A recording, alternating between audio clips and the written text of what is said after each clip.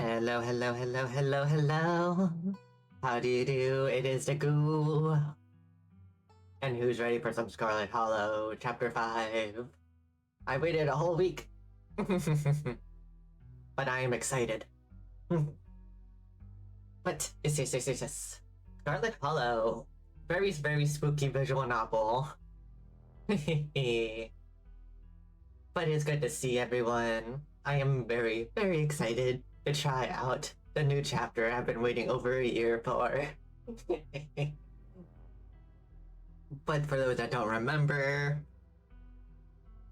we dug through the story from the beginning again, since it's been a few years. And I got back to where I originally was, at the end of chapter 4. And we somehow romance Reese yet again. But yeah, lots of stuff happened, lots of blood, gory stuff, psychological, cosmologicals, you know how it is with spooky stuff. So this is content warnings. I'm so excited. This is the end of episode 4. Episode 5 finally awaits. Yes. I want to continue. Let's see a recap. In fact, how about we do a full recap? Just for all of us.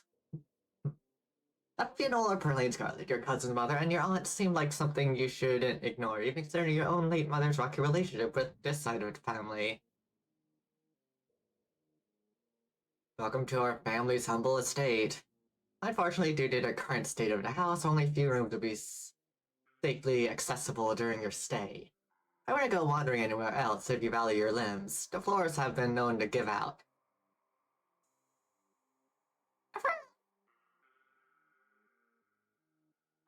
Wait a minute, you must be... Oh my god, wait, I heard somebody at school talk about how the long-lost Scarlet heir is coming back to town this week, you know, for the funeral. That must be her. Then it emerged, an honest-to-goodness mountain lion, and there's something horribly wrong with it. That runs becomes itself, becomes nothing. It doesn't bother trying to hide now, leaving down to declaring with killing attendant, no wide yellow eyes, ready to finish what started, and then... boom. Damn, nearly had the thing. Wait, a run-in? What kind of run-in? Was it supernatural? Like I said, you won't believe it. Now put that dang camera away. We love Duke. At least it's a nice night, even if the circumstances leave something to be desired. Help yourself to Jackie. And as for beer, I'll plan on having both my cans myself. But I suppose I can be convinced to spare one.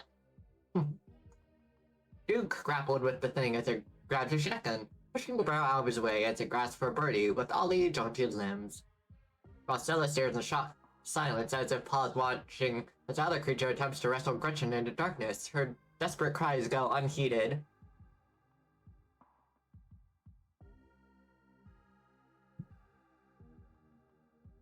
It barely staggers back, the shove having done little more than shift the thing's attention to you.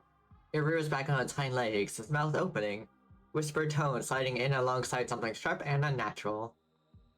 Gretchen! Both turn just in time to see the end of Gretchen's leash disappearing into the underbrush. Her yelps grow distant as she is dragged away. Your cousin reaches for the headlights. Grelina. Keen-eyed, you can ever faintly make out the name tag of his jacket. Wayne. Welcome home. The figure steps out of the light, disappearing back into the darkness of the woods. I'm going to bed. I'll see you tomorrow. Oh good, he's still here. But listen, you better stay out of trouble today. I want you home by sunset. I don't want to hear complaints.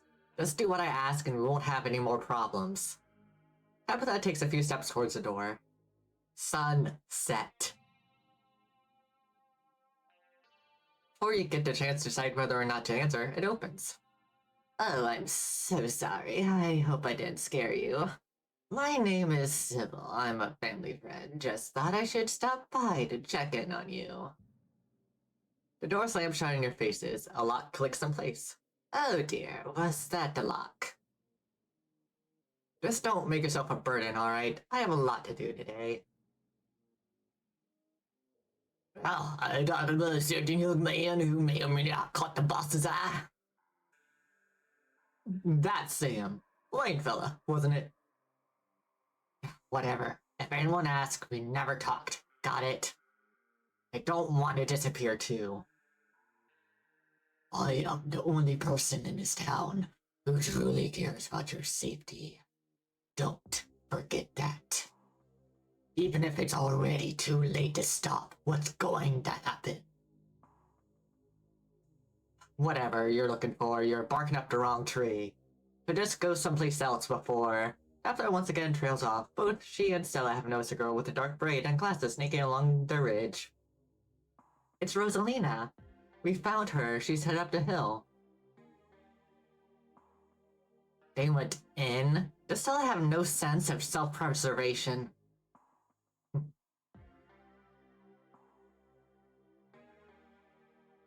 My dad says our house is haunted.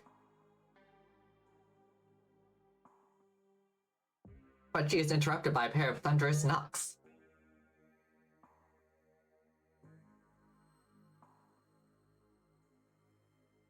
There's something in the darkness for you that's much louder, though you don't hear it, but you can feel it in your chest, like the deep growl of a predator. What do you think you're doing? Get away from there. Your cousin dives towards you, but not before the light of your phone illuminates the chamber. Carolina, are you alright? Oh wait, Becca and Alexis are still down there. Can't just leave them here. I know which way they're going. They'll listen to you this time. I promise. Your surroundings quake as the mind collapses around you. Tabitha doesn't say a word as the car cuts along the darkened road. There are two of them now, and we love them.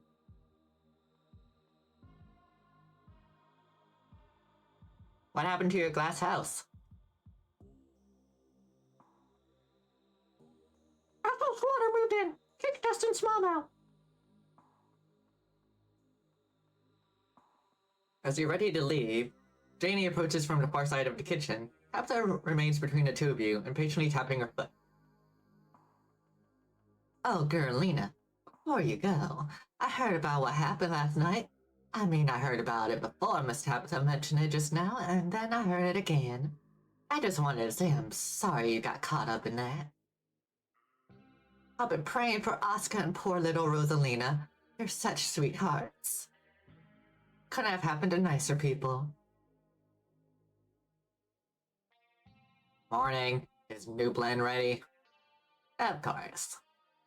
Carolina, if you'd like to keep Miles company, Tabitha and I will be a minute. Well, if it ain't Carolina. Oh, this is Miss Scarlet's cousin. She was here with Stella that night in the woods. It's a pleasure to meet you, miss. My name's Bo. I'm Duke's boy. Hope you've been faring better since all that unpleasantness. Tabitha stopped in front of a small house on Quiet Hill, just off of Main Street. The Scarlets own most of the houses out here. We rent them out to employees, just more convenient, you know? Cousin pulls out a heavy set of keys from her pockets. She picks out one marked with a bright strip of green tape and unlocks the door. Come in. Don't worry, it's empty. Yep, he's a dog. Deny, and judging from the series of portraits lining the walls, Tabitha wasn't pulling your leg. Every mayor of Scarlet Hollow in living memory has also been a dog. You can tell the dog is the mayor from his little sash, and his fancy top hat. There's a regal air about him, almost as if he knows the position of authority he's been elected to. And he wears that top hat with style. Before you can catch up to your companions, you're intercepted by a nervous man with a cross around his neck. I'm Pastor Daniel. I take it you're Gurlina. Everyone's been buzzing about you. I'm so sorry about your aunt, but I'm sure she's in a better place now. If you'd like to discuss your beliefs, my door is always open. Thank you, funny man. The basement is what you might expect out of a tortured artist who spends all of his time confined to a studio. Discarded canvases line its edges while trash and sketches leak out from their piles in the corner of their room. Hiding the bare cement floor, ghoulish faces coat the walls and paint sneering out of their creator. She can be a little intense. Kind of overprotected, which I guess makes sense. Oh right, this one is still sickly. Anyway, make yourself comfortable. You'd have to forgive the mess. I've been distracted lately. I haven't been cleaning much. Dinner's already laid out. Dinner roll, spaghetti, and a light salad. Anxiety picks at their food. Stella is nervously talkative, and Reese is suddenly quiet and tense. His shoulders tight as his mother perches on the chair next to his. Dr. Kelly eyes all of you with a sharp, fierce gaze.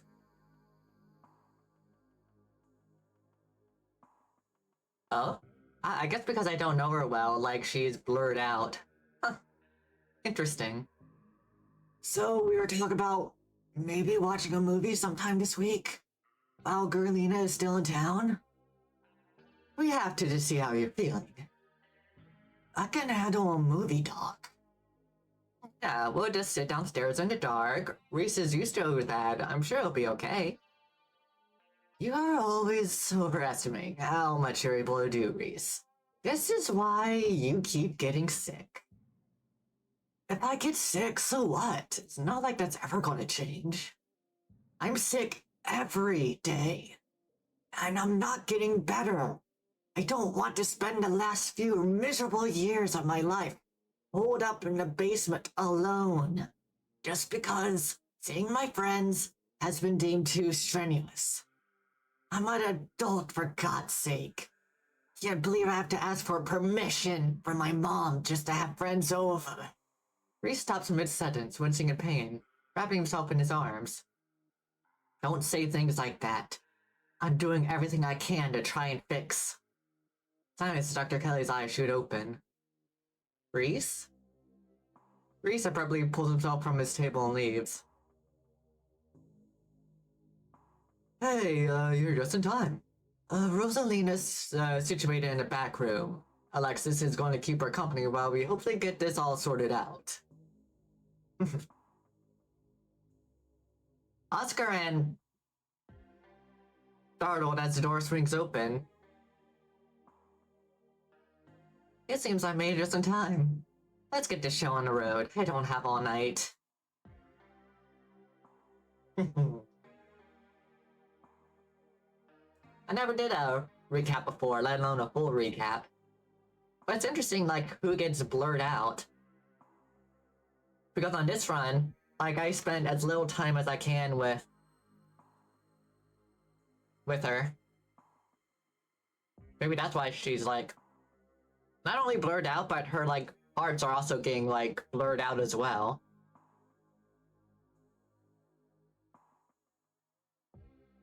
This is where I've seen it.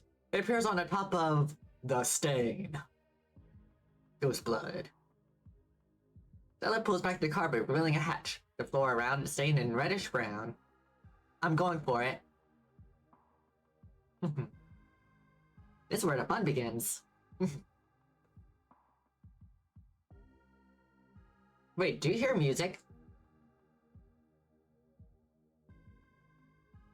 Movement stirs as a figure cloaked in shadow rises to attention. Stella? There you are. I would have found you sooner, but the resident clearly doesn't want me here. He doesn't seem to have the same issue with those miserable little parasites. Bottom feeders always manage to slip through the cracks, don't they? The sins of the father are to be laid upon the children.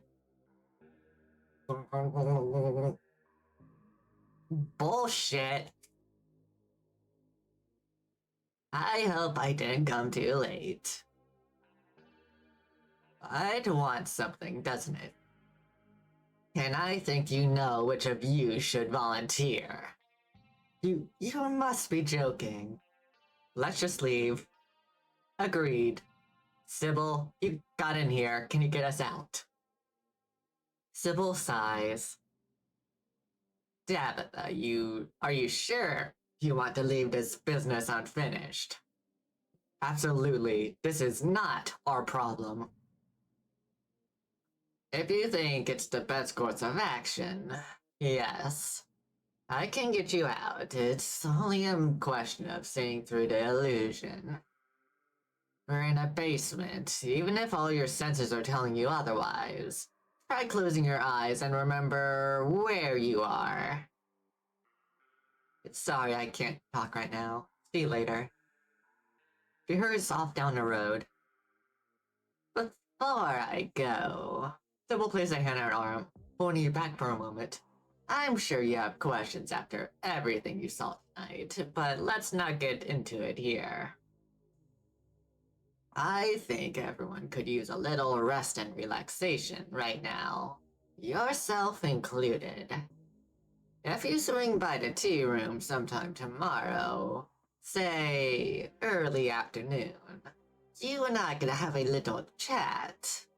I'll see you then, girlina. You don't even notice yourself entering the guest room and falling into bed. Only you're just there, buried under your family musty's covers. Also, apologize for the delay in between. I have KFC. And it's Tasties. I can't say no to KFC. Either way, I almost finished it anywho's. Sometimes you just need some nice chicken when it's cold. You know?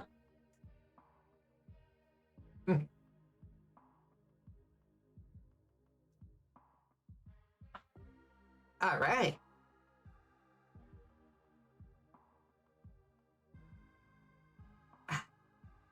There you go, all good. You open your eyes, it's a new day. But your thoughts are interrupted by the buzz of your phone on the nightstand. You check your messages. There's nothing from Stella. Now listen here, Ugly. Big Betty was set to win the blue ribbon. Don't you go telling me she was just our pumpkin. We worked real hard to get her that big. Raise her up from a seed. That's not fair, officer, sir. I understand that and all, but I don't see what y'all want us to do about it.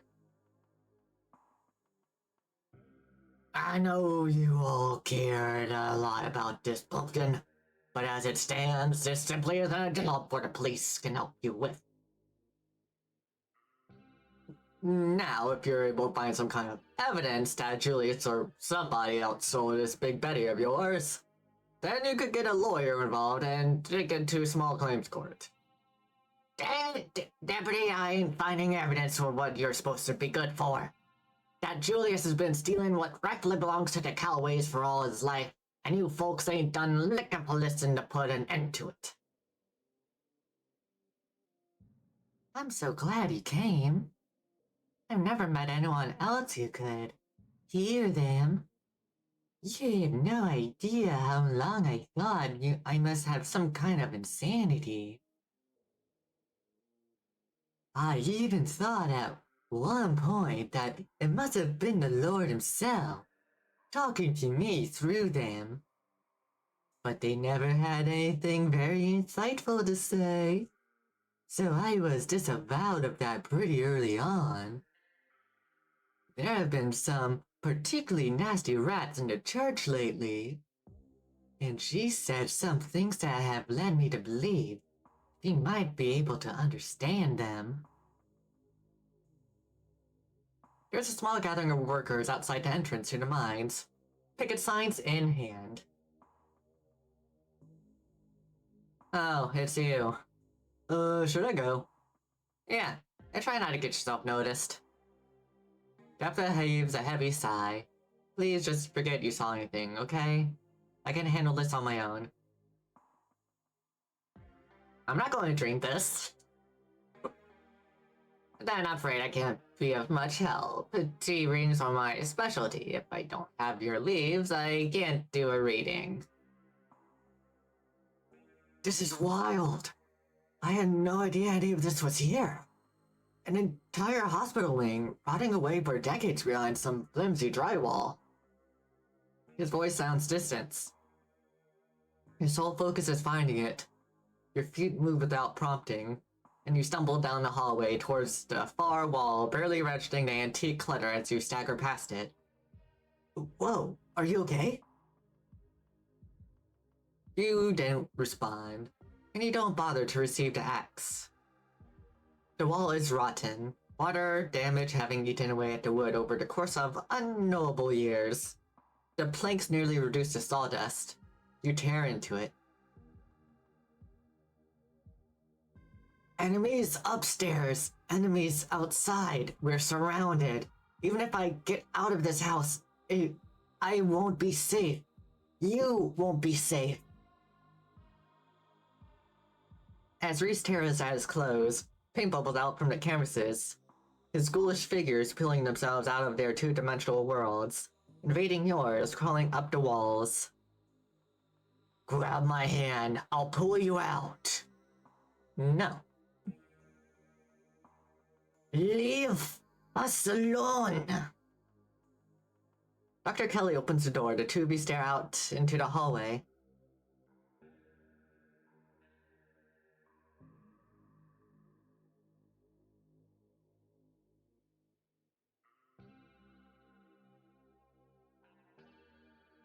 Oh, here he comes.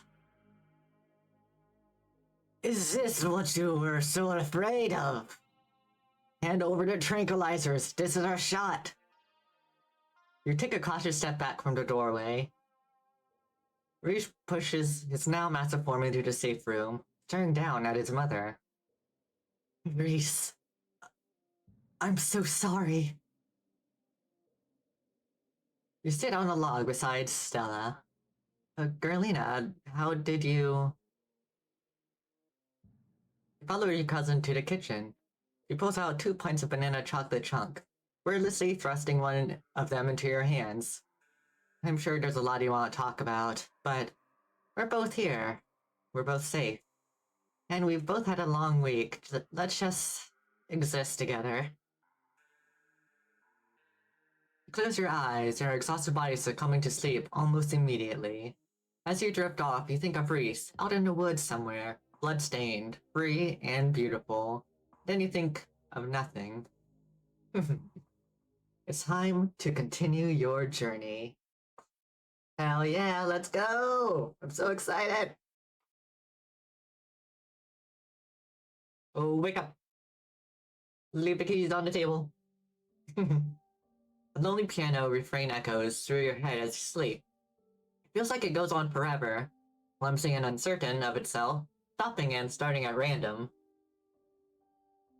But as your dreams start to fade, you realize the music is following you to the waking world, continuing, even as your mind re-solidifies and banishes the last few remnants of your dream.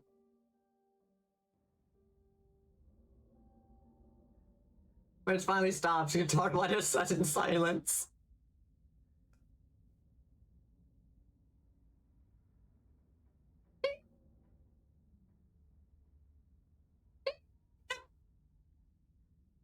You slowly come to, roused by the voices of your small possum friend.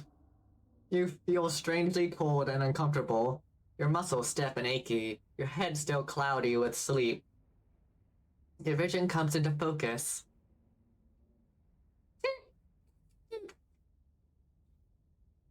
I love him. This is my son. Dustin's my little possum son.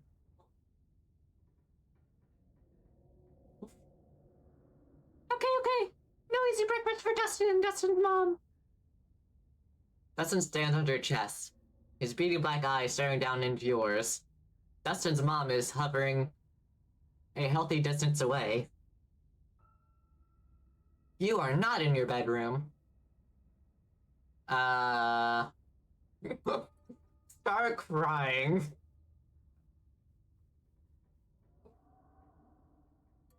I like how this is the first thing we can do. I'm just gonna cry.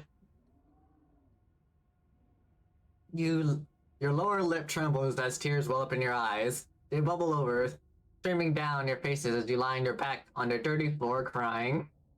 Human's being creepy, leaking and shaking. Maybe human is sick. Dustin, get away from sick human. Look, I'm sorry for leaking everywhere and shaking uncontrollably. No, human is crying. It means human's sad. It's okay. Dustin here. Nothing bad will happen to human. Dustin spent too much time in human house. Did you hear something just now, like a piano? I just love how they're just staring down at me.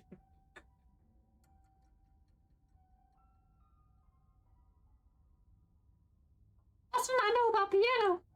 Could hear some weird bird though. No need about weird bird. Weird bird sounds like it's far away from here.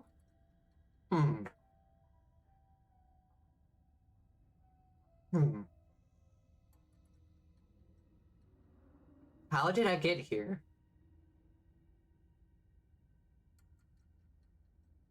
Scary human came into room at night.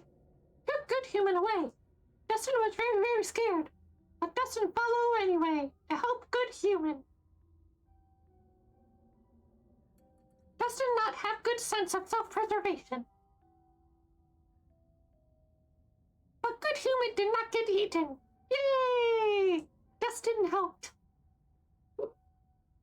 My heart. I love him. Why is Dustin just the best? Oh god. Every time I see Dustin, I just smile ear from ear. Dustin, my ray of light. My symbol of hope in these dark times. You stand, your legs still wobbly with sleep, the odd tilt of the floor adding to your unsteadiness. So, this is the Forbidden Wing, and Wayne dragged you here in your sleep. Can you ever trust the safety of your bed again? There are two doors out of the barren room. One is a normal doorway leading to what you assume to be a hallway. The other is a door that must have been once hidden, though the ruined state of the wallpaper has robbed of its secrecy. Try to call someone? You groggily pat your legs before realizing that you're still in your evening attire. It would seem Wayne wasn't thoughtful enough to bring your phone from the nightstand. Or maybe he'd prefer if you saw what there was to see in this place alone. Do either of you know how to get back to my room? See, holes everywhere in Dustin's house. Just got to squeeze between the walls. Human too big to squeeze between walls, Dustin. Gotta find human size way. Well, let's investigate the one hidden door.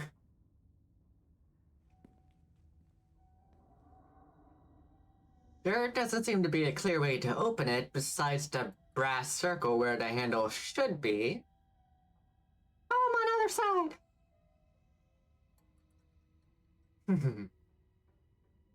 Look through the hole where the handle used to be. You lean forward, peering into the narrow opening at what lies beyond the door. The marsupial was right. It's your room. Which means you'd be able to slip right back into the safety of the rest of the house if you could just manage to find the handle. Wait, would this be like the others? The wall in the closet? Try forcing the door. You push on the wall, it doesn't budge. You try messing with the metal contraption that stands in place of the door's handle, hugging and jiggling and pushing it every which way, and still nothing. Well, let's go explore the Forbidden Wing then. You cross the slanted room, and exit into the hallway beyond. Before you is a long hallway. Dust dances in the weak sunlight, beaming in through cracked glass. A tinge of mildew strings your nose, warning you away, though there is nowhere else to run to now. An ornate entryway, its door long gone, breaks the monotony of the faded wallpaper, and a staircase looms at the far end. Keen eye. You also can't help but notice the tracks leading up and down the grimy hallway floor. Clearly, the Forbidden Wing is only forbidden for some. Investigate the ornate entryway. You make your way to the large set of double doors in the middle of the hallway. You can hear the light clicks of claws on hardwood as Dustin's mom toddles along a safe distance behind you. It seems like some kind of entertainment room. Sort of you would expect out of a fancy rich people who wanted to show off. It would feel elegant if not for the massive crack that runs the entire length of the floor. The air here stinks of mildew. You can see why Tabitha doesn't want you exploring these rooms. There is a large painting on the far wall of the room. From a distance, it looks like it might depict a town. Something else catches your eye, too. A bookshelf, or rather, what's left of a bookshelf, hanging by a single rusted hinge. Its sagging shelf reveals some sunless space beyond once hidden, now exposed by the rot of the house. Dustin almost never comes in here. All open space too scary. But a room behind wall is good hiding place. Dustin hides there sometimes. As he references this room behind wall, Dustin stares at the broken down bookshelf that has already caught your eye. How about we enter the hidden room?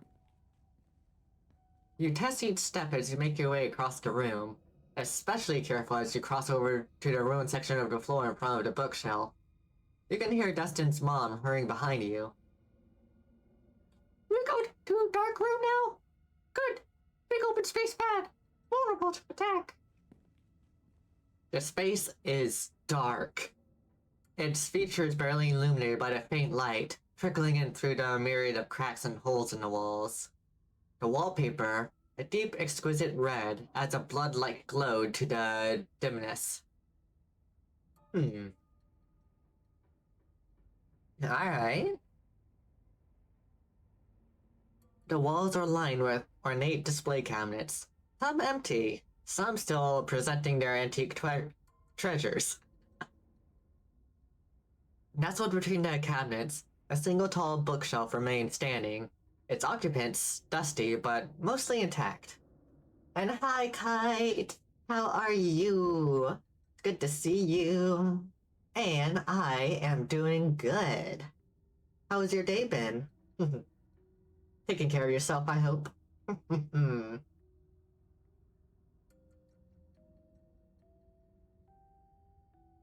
We are tackling the newest chapter of Scarlet Hollow.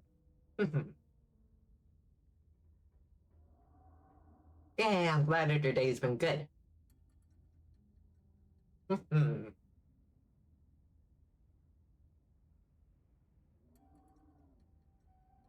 But all of these are ornamental details. Your focus is drawn to an expensive-looking antique desk in the center of the room.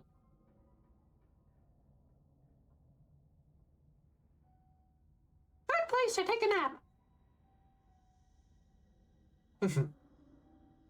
Let's examine the desk.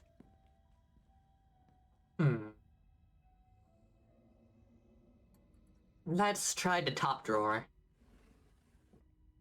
The top drawer mostly contains old-timey letter writing materials, complete with a fancy dagger-shaped letter opener and a wax stamping kit, emblazoned with the initials ES. You can't help but notice the wax had been nibbled. Red stamps stick to Dustin's teeth. Tastes good though. Underneath, you find a pile of crumbling financial documents.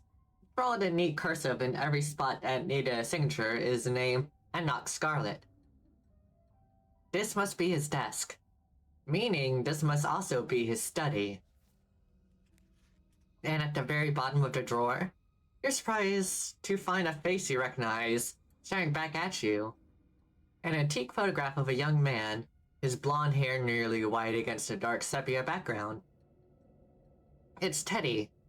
He looks almost exactly the same as he did in your vision. Almost. There's a carefree look in his eye that seemed to have faded by the time he found his way to that hospital bed. Let's close it. And let's check the bottom drawer. The bottom drawer offers some resistance as you try to pull it out.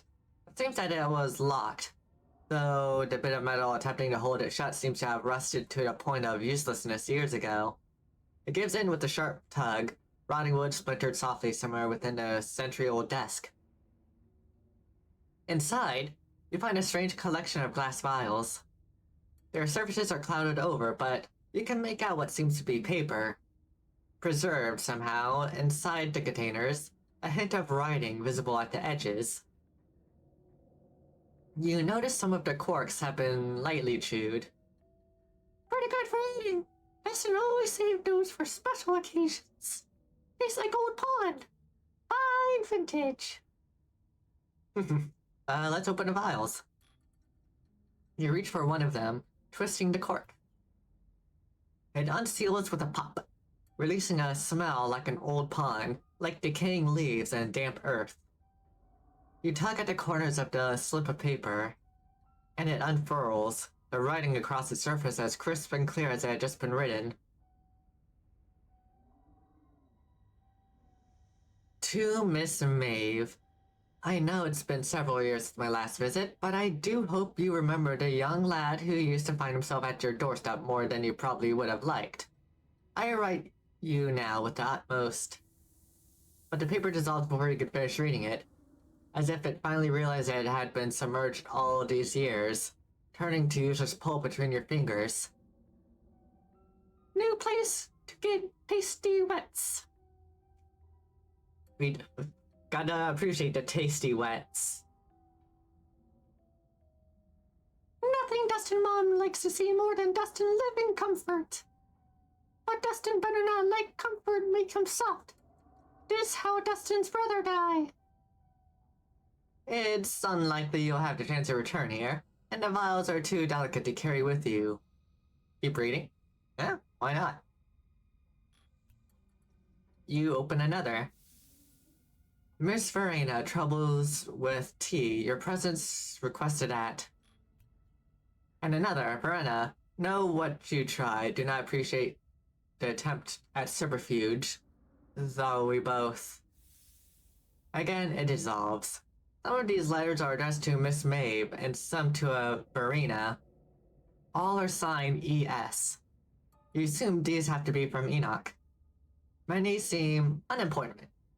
Just listing a time and place, you assume meeting between Enoch and whoever this Verena may have been. Before you know it, the drawer is empty, the floor around you scattered with drained vials, the air stinking of wet rot.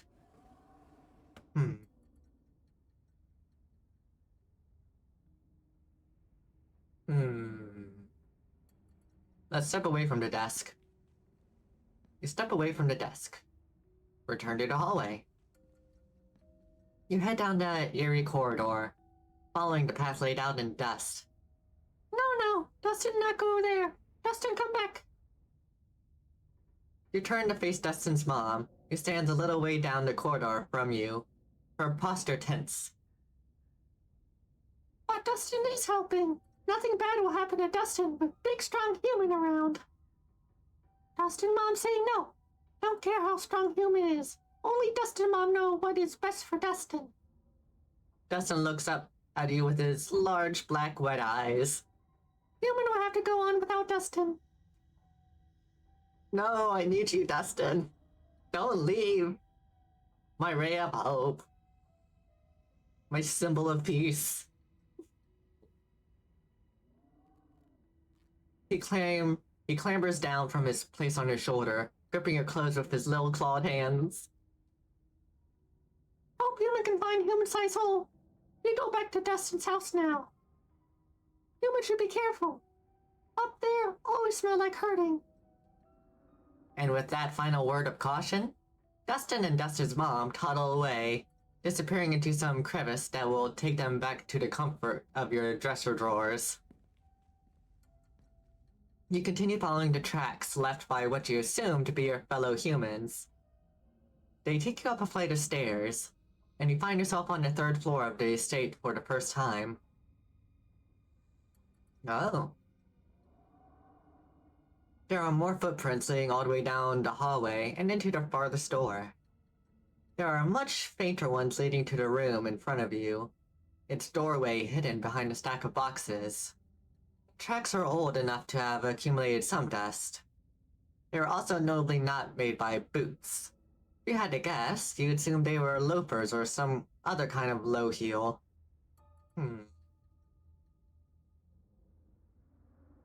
How about we approach the window?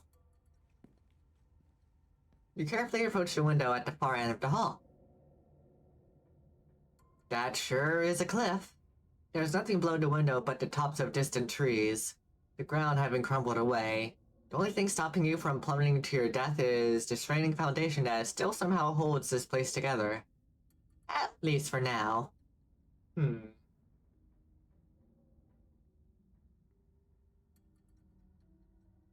How about we enter the middle room?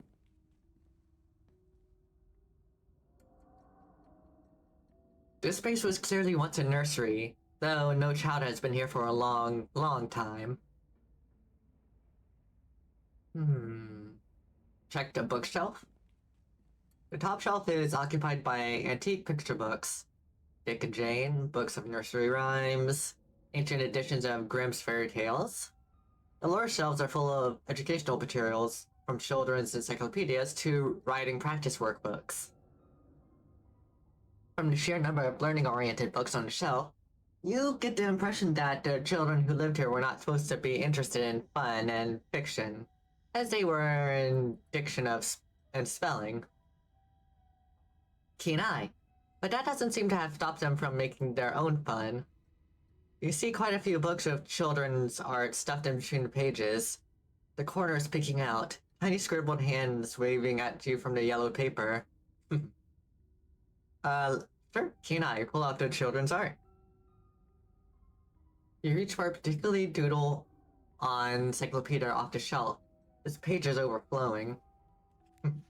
If Daddy plays with me and Maribel, my family goes to the zoo, if Mommy and Grandpa took us to work, if me and Maribel and Mommy and Daddy and Grandpa have a picnic.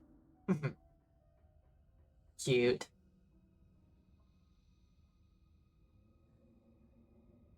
All are signed with the carefully scrawled signature of Alexandra Scarlet.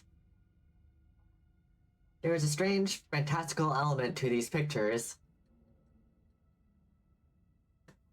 Everyone is smiling and sitting together, as any family would in a child's drawing. And yet, it feels like these are drawn in the same hopeful way a child would draw a unicorn, expressions of some reality that Alexander could only dream of. There are less joyful illustrations as well. Daddy napping shows that father sleeping in a chair. A bottle of brown liquid conspicuously drawn on the table next to him. The two girls and what you assume must be Alexandra's doll hovering in a hallway or doorway some distance away. Mommy going to work shows the girls crying in the upstairs window of a house as their mother walks away, an angry frown scrawled on her face. You get the feeling these are more accurate depictions of the girls' lives.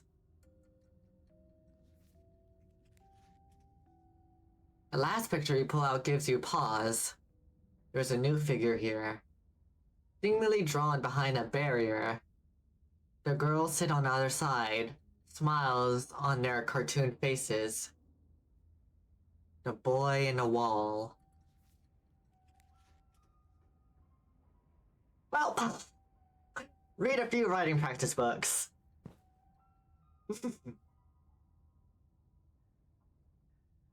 You leaf through a few of their practice workbooks, gently turning the near-crumbling pages.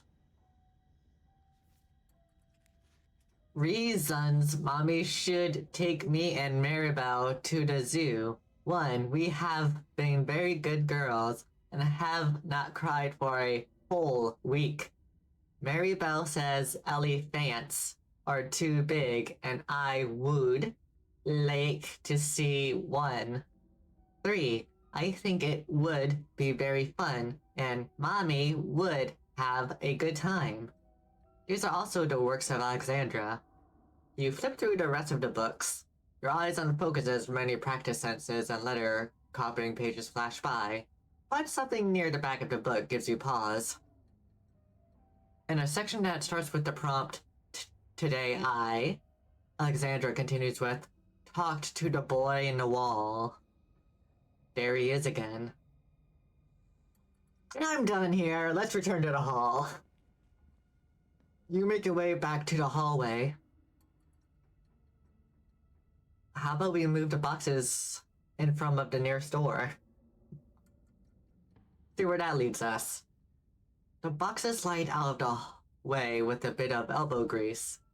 You push past them into the room beyond. The room is coldly empty. The large antique bed is made of sheets ancient and dusty, but still somehow giving off the feeling of tidiness. Don't see anything out of the ordinary. I mean, the marionette on the shelf is a little creepy, though. Even with cobwebs stretched between each corners of its four-poster frame. Let's search the desk first. Hey, Vivid. How are you? Are you going? Is that the face someone makes when they go 6'7"? Or something like that?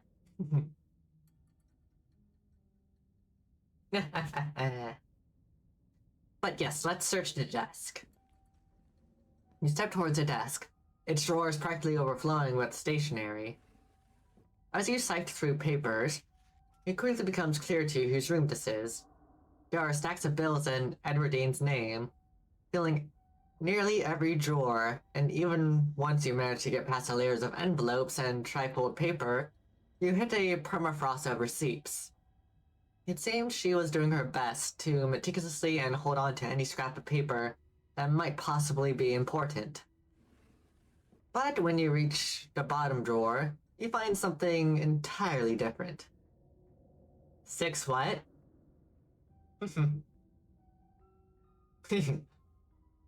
Why is 6 afraid of 7? Yeah, 7, 8, 9. Aha! Ha ha ha! I'm so funny. Greeting cards, letters, small wrapped packages. Some opened, some sealed, some crumpled into messy balls. You open one of the cards. Both pages are taken up by a handwritten note. Tabby, hope you're doing well. Not a day goes by that I don't miss you. Hope Herlane treats you to your best Christmas yet.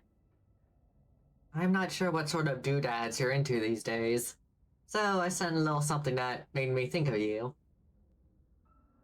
I made sure they were the best shells of the bunch. Not sure how rare any of them are, but they're awfully pretty. And they're still got that beach smell. And make sure you put your ear up to them too. It doesn't compare to the real thing, but it comes close enough. And in case you think that makes me a cheapskate, I made sure to send along a little cash too. So you can get yourself something a little nicer than glorified beach trash. Make sure you get Perlane to take you to the nice toy store, because that's where I'd take you if I was there. If you get the time, I'd love to hear from you. I miss you so much. Tabby, and I'm always thinking of you. You can come out and visit me anytime. I know you're always wanted to see what it's like out east. I made sure to write out my address on the back of the card, just in case you didn't know how to get a hold of me. Been missing you, my incredible, wonderful, amazing daughter. All my love, Dad. You pull out another, from closer to the top of the pile. Happy birthday, Tabby! It's me again, your old dad.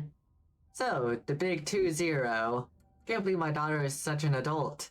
In my mind, you're still that bouncy little kid doing cartwheels on the front lawn, telling me what various sound animals make, like you're the professor of animal noises. I have no idea if you read these, but I'll keep writing them, even if sometimes it feels like I'm writing them to a ghost. I mean, we haven't spoken in almost 15 years. You're a whole human being now, and I have no idea what you're like. Wait, is this Tabitha's room? I like to think we get along, though. As always, my address is on the back. I just hope you'll decide to come visit me one of these days. I've got a guest room all set up, just in case. It's always ready for you, kid. I love you, and I always will, no matter who you turn out to be. Love, Dad. There are years and years of these. The bottom drawer is almost entirely unopened envelopes dated from when Tabitha would just have been a kid. All from him. You pocket a few of the cards. Let's search the closet. You make your way to the closet. It seems Adradine kept things neat and orderly, or as neat and orderly as she could, considering the decaying state of the place. Oh wait, this is Edwardine's room. But there are a lot of letters to Tabitha, though. You know, but I noticed that these dresses look strikingly like the style Tabitha wears.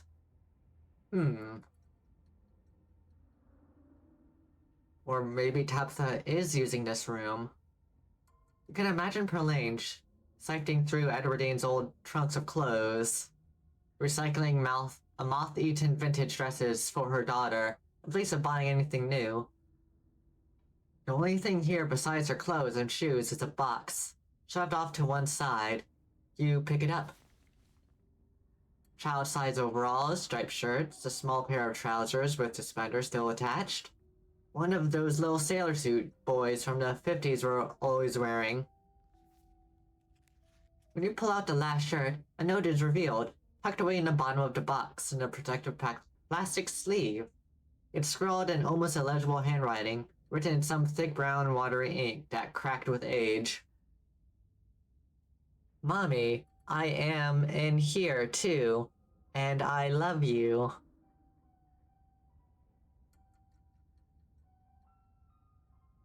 Mommy, I'm in here too, and I love you. Your hand trembles, the note somehow making the tip of your fingers feel dirty, even as it sits behind a layer of plastic. You drop it back into the box, once again covering it with the clothes, shoving it back into the recesses of this forgotten closet where it belongs. Alright, I think we're done here. Let's go back to the hallway. Finished with the tucked away room, you return to the hallway. Follow the trail into the farthest room. You continue following the trail of footprints approaching the farthest room down the hall. The door was clearly meant to be hidden, but it's been left open. The room is starkly empty, save for a rug and a few candelabras.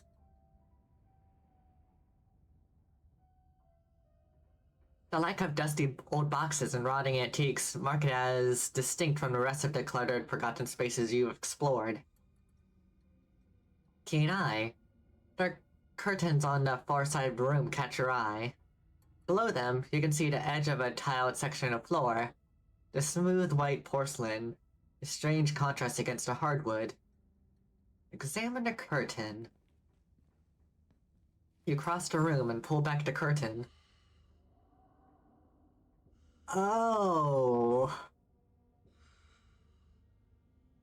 Behind it is what almost looks like a shower, but in place of a shower head, it's a meat hook, dangling from the end of a long, sturdy chain. I see. As your eyes travel down the wall to the drain on the floor, you can just make out the rusty stains of what look like long dried blood caked in between the tiles. There's been an effort to clean it up, but just enough was missed that it doesn't escape your attention. It reminds you of something that you might see in an abattoir. Let's keep moving, shall we? You continue forward towards the door on the far side of the room. You exit into a short hallway. There are stairs here leading back down to the lower floors, but there's also another door. It's hanging ajar, the many locks and deadbolts along its edge glimmering in the weak morning light. Door frame itself is gouged and splintered, evidence that some desperate creature tried to save itself from the room beyond time and time again. Enter. You step forward. This was a prison cell. Everything about this place reeks of neglected humanity. The walls are covered in scratches, legible words mixed in with the nonsense of desperate clawing. The one window set high in the far wall is fitted with thick pane of glass, as if the iron bars just beyond it wouldn't be enough to hold the imprisoned. You can't help but notice that the doll from your closet sits watching you from the bed, one eyelid drooping, and adds an extra layer of menace to the already deeply unsettling room. Oh yeah, that doll was in my closet, huh? How'd it get here? Property of Alexandra. Your eyes are drawn to the massive, almost letters dug as deep into the brick as this cell's prisoner could manage, highlighted with whatever pigments were available. And then, one final detail grabs you. A metallic glint from the filthy bare mattress. A doorknob. This is what you've been looking for. Was it left here for you? I feel like this is a trap. I feel like I shouldn't go deeper into the room to grab this. But I don't really have much of a choice, so... Abandon to all reason. You take it. A sound wraps around you. Music. The tinkling of piano keys, played by a clumsy hand. They echo up a narrow staircase at the end of the hall. Follow the music? You come this far. Clearly you meant to go just a little further. The stairs take you into what you would assume was once the servants' quarters. A network of cramped passageways hidden away behind the expensive rooms of the estate, without so much as a window for illumination.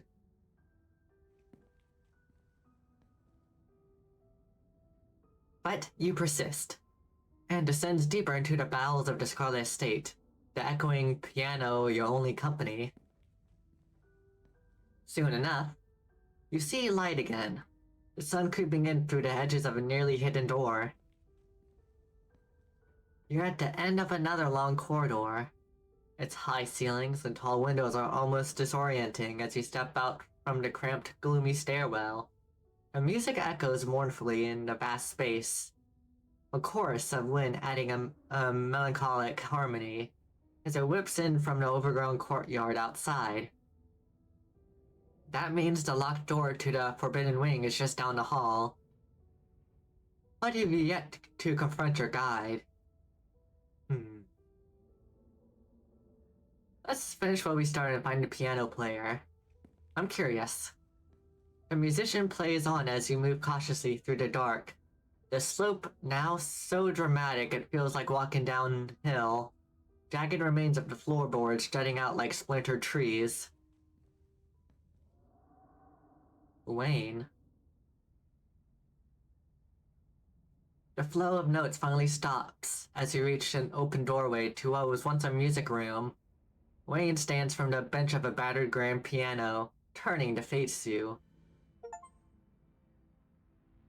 So now you've seen it, Carolina. He makes his way down the tilted floor towards you. A breeze passes by him, carrying with it the smell from the wound that is his body. I hope you enjoyed the show. He stops just a few paces away. And I trust you understand the implications of everything you've seen. If you aren't careful, you put your faith in the wrong people. Things could go very, very wrong for you. Run away. You're not spending another second here in this half-destroyed house listening to this disgusting man. You move quickly, turning on your heels and careening back the way you came. You can only run so many times before this all catches up to you, Gurnina. I'm only trying to... His voice fades as you clamber back to the way you came. You make your way to where you woke up and slide in the handle into the secret door on the wall. It twists and the door pulls back, and you stumble through your closet and back into your bedroom. You lean against the doorframe as you catch your breath. The slightly less moldy air of your bedroom is a relief to your lungs after all the rooms and hallways full of stale, heavy miasmas, and especially after being subjected to that man's putrescence. The state had gotten to you. After events of this morning, your body burns with a ferocious itch to leave this place behind, to be anywhere but here.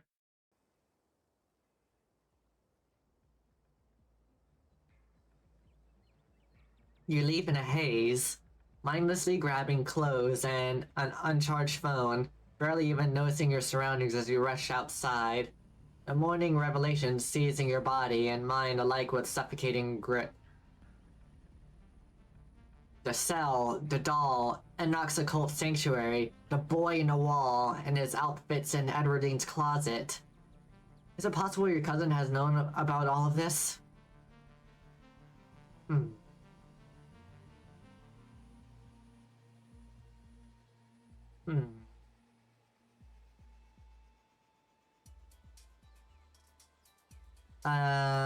I still don't trust Wayne.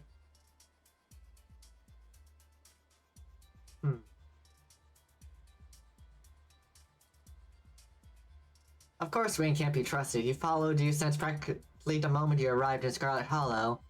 And what has he really done for you? You resolved the situation with Reese. You resolved the situation with the ghost haunting the library. Why would you ever trust the intentions of something that feels more like a shambling corpse than a man? Especially when that shambling corpse carried you from the comforts of your bed to the middle of the night. But distrusting Wayne isn't enough to wholly dismiss the events and discoveries of the morning. These aren't the sort of revelations a person just sits on. You have to do something.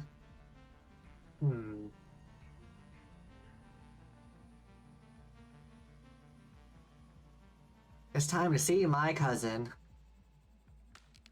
There's a sound in the woods to your right. A snapping branch. It breaks you from your panic, your mind going blank with fresh fear. Guralina. Reese! Hey there, handsome. You turn, shocked then see that Reese is there, lurking at the edge of the woods.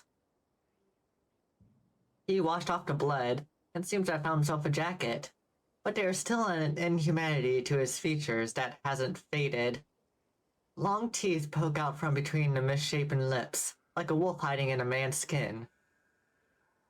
His paintings are here too, their warped faces staring down at you from the trees. Hey, no need to panic while I'm around. You helped me make my problem disappear, and I can always help you get rid of yours.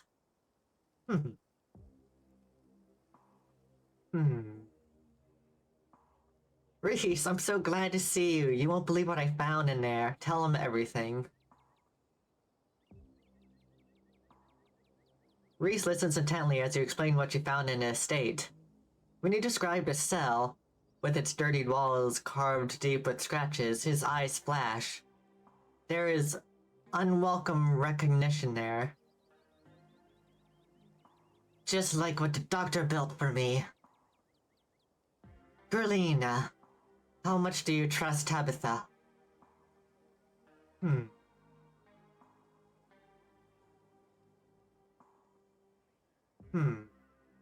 You don't think...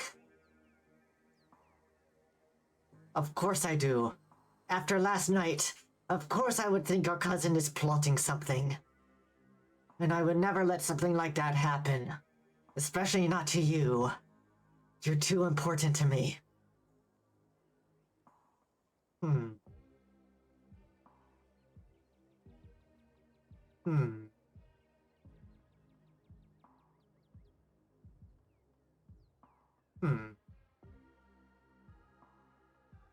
But she's my cousin. She loves me. She wouldn't do this to me. I can't believe that. That's what I thought. For years. And look how that's ended up. We both know bonds of blood might as well be changed the way some people wield them. But you found out before she could do anything. That's good. We can stop her. No, I can stop her. Gerlina, you trusted me before. You can trust me now. We both know what needs to be done about people like this. And I can do it. I can save you the way you saved me. You can't be... Let's see.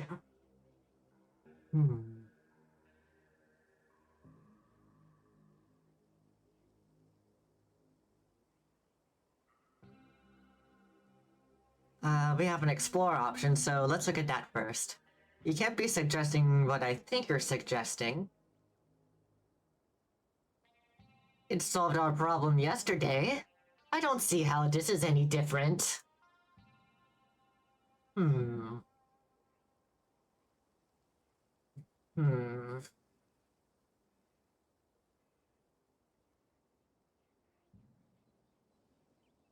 Oh, this hurts.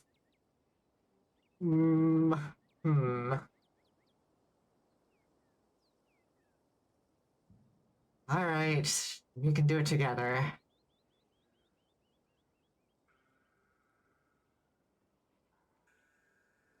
No, I don't want you to have to see it again.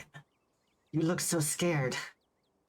I don't want you to be scared of me. I never hurt you. I hope you know that. Reese takes a step forward, his long legs closing the distance between you.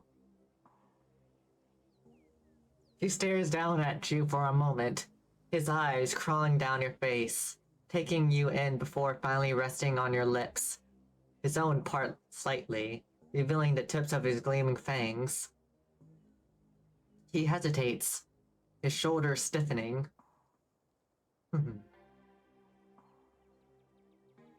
I'll kiss him. I'm already fully committed to Reese. You start to lean forward, your eyelids fluttering. His hands are on you. One clamps down on your shoulder, clutching tight, and the other winds its way up the back of your neck, tightening around your skull, pulling you in, pressing his lips to yours. His maw seems to engulf your entire face. His teeth close around your jaw, the warm wetness of his mouth nearly suffocating as his long forked tongue slithers out, sliding along the inside of your cheek, exploring you like it has a mind of its own. His sharp fingertips dig into the skin of your scalp, and you feel something prehensile and thin and strange, his tail wrapping around your legs, pulling you even closer. You feel thoroughly held, almost bound by the monstrous man. Then he pulls away, his chest heaves with satisfied breaths as he grins down at you, exposing the sharp teeth that had been pressed into your cheeks just a moment ago. I'll come back when it's done. He straightens up, seeming to pull himself back together, shaking off the momentary trance. I'll protect you, I promise. That won't be our last kiss. A monstrous paramour takes matters into his own hands. And then he's gone, scampering off into the woods, followed by his strange, living paintings, on his way to do something unspeakable to your cousin. He asks you to wait, but you can't do that, not with this town the way it is. You have to keep moving. Hmm.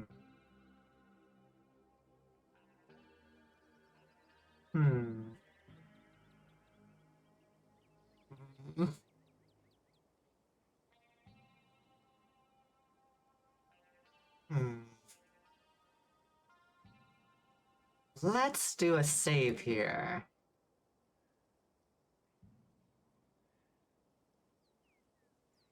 Let's go after him. Before he gets far enough that you lose the trail, you start down the narrow deer path you seem to be using, following the brief flashes of his paintings as they do the same.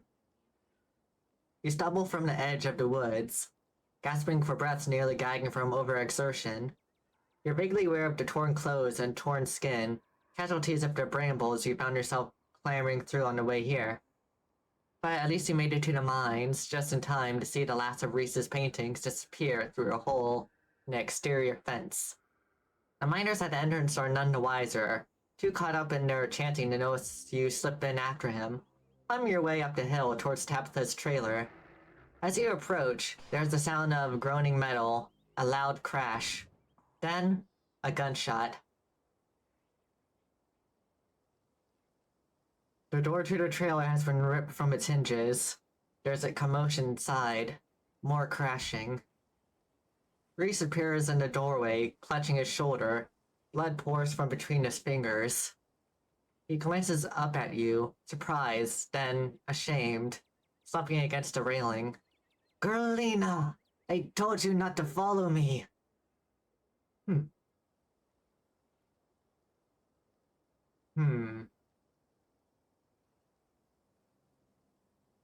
Reese, I'm so sorry. This is all my fault.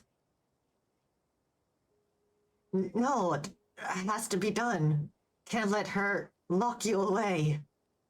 Just have to catch my breath. Then I'll protect you.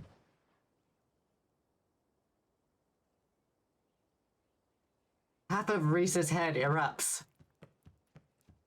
Droplets of blood and chunks of tissue rain down into the gravel as Tabitha steps out of her office, staring down what's left of the young man.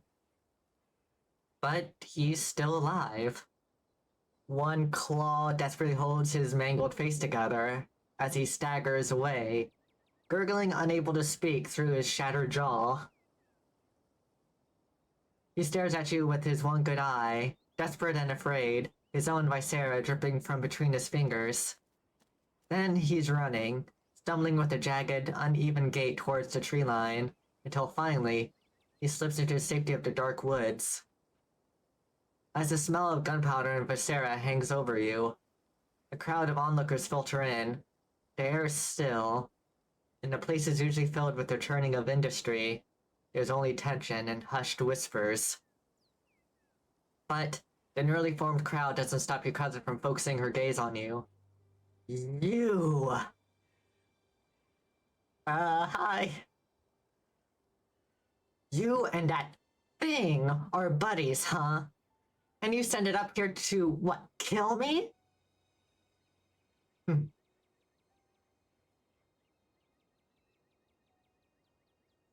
Mm, yeah. Hmm. You shot my boyfriend. Hmm.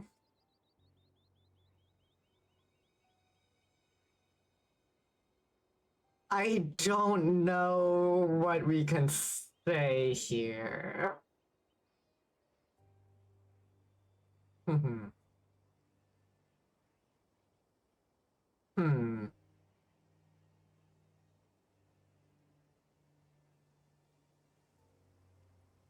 Um.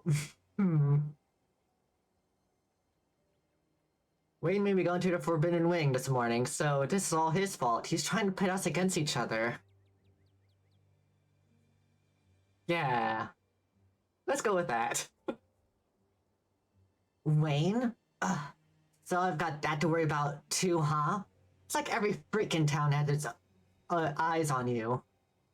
Well, fortunately, I won't have to worry about what goes on when I'm not around. Not for long. The cops are on their way, and I think a little time in captivity where trouble can't come looking for you will do a lot of good. Right on cue, you hear the distant wails of police siren approaching quickly. Are we just going to pretend we didn't see all that horse demon running around with half its head blown off? I agree. I feel we moved on too quickly from the horse demon. Perhaps we should comb the woods with torches and pitchforks. No. No one is going after that thing. You're all going back to work. Break's over. Alright. Whatever you say, boss. You just shot a demon. No way am I going to cross you today. The crowd disperses, though many cast lingering glances as they go. One last look at the place where Reese's blood and tissue still paint the ground. Hmm.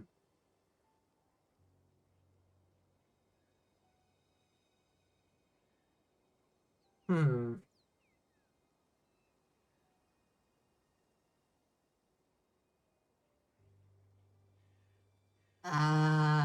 Hmm.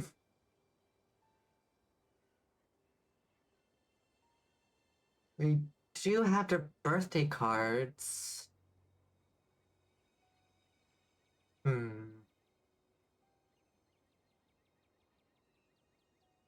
I do. I am worried about Reese, though.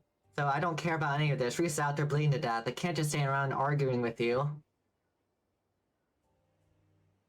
Oh, yes, feel free to lead the cops on a chase through the woods directly to that thing. They have more firepower than I do. I'm sure they'll be able to kill it with much more efficiently. So if you don't want it to die even faster, you'll stay put and play nice. Got it? I can't believe I entertained the thought that we might be getting, I don't know, closer? More like a family? Clearly I don't know the first thing about you if you align yourself with some monster over your own cousin. The sirens finally stop as the squad car pulls up.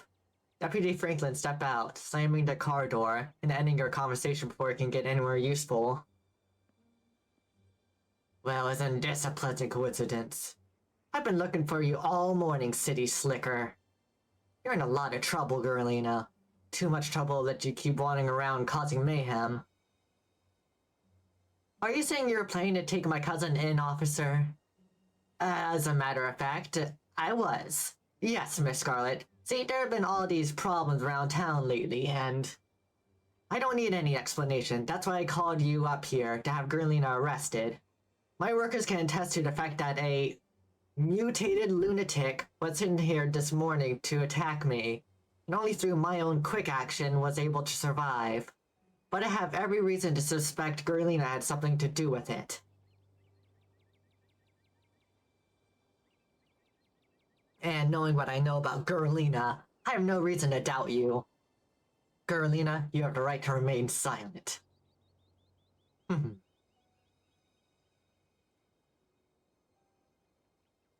Oh dear. you're going to do to me exactly what the dog tried to do to Reese. And I promise you, it'll go about as well. Hold on. Are you confirming that you have information on what happened to the Kellys? Gerlina, you aren't helping your case one bit. Anything you say can and will be used against you in a court of law. Deputy Franklin whips out a pair of handcuffs, and in some sleek police academy maneuver, they're locked around your wrists in seconds flat. Miss Scarlet, one last matter of business. Since that thing is still out there, I'd prefer it if you came down to the station. At least until we've done a sweep of the woods to ensure your safety. What, like, get in the squad car? Like a criminal? You can follow along in your own vehicle, if it would be more comfortable. But I have work to do. I can't just... I'm afraid I have to insist. Fine, okay, I'll follow along in my car. Probably for the best. This way I can make sure Gerlina is secured. As you're shoved in the car, a voice crackles over the radio. Franklin, pick up already. We ain't got all day, boy. Apologies, Sheriff. I was just apprehending Gerlina, as discussed at this morning's rendezvous. Don't call it that. Makes it sound like some kind of date at a French restaurant. It was our coffee meeting. But that's besides the point. We need you up in the farms pronto. Got ourselves a possible 187 Bruning. 10-4. Damn, this day just keeps getting crazier. Suppose you have to come along for the ride, miss.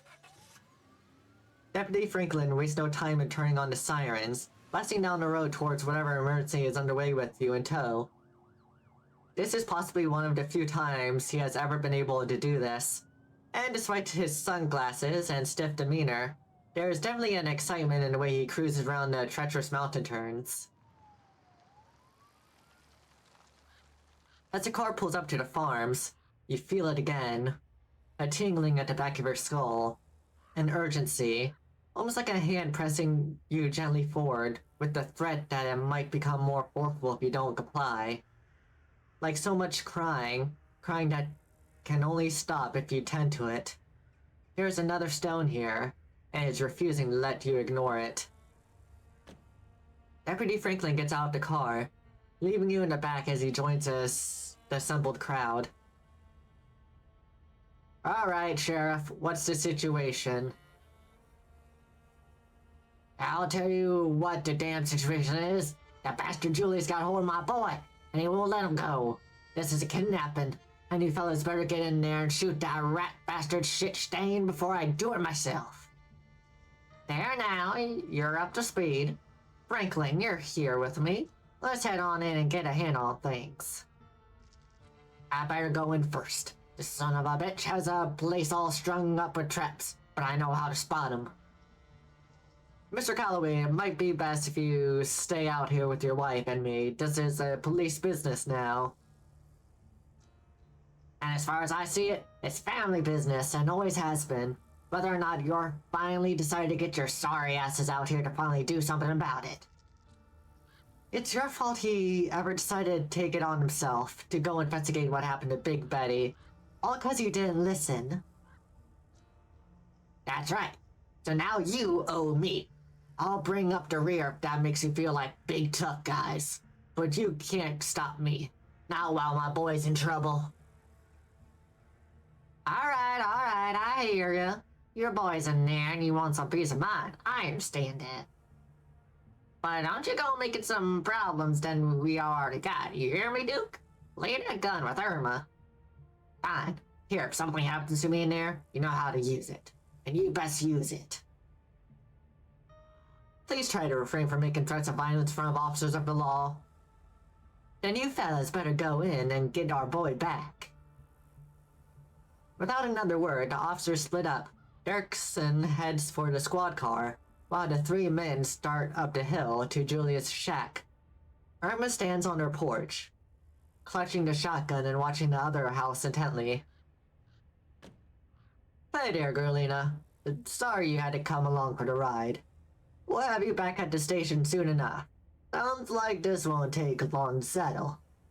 In the meantime, I'll keep you company. The thing calling out to you is starting to lose its patience. You need to find a way out of here before it gets angry. Let's see. Um...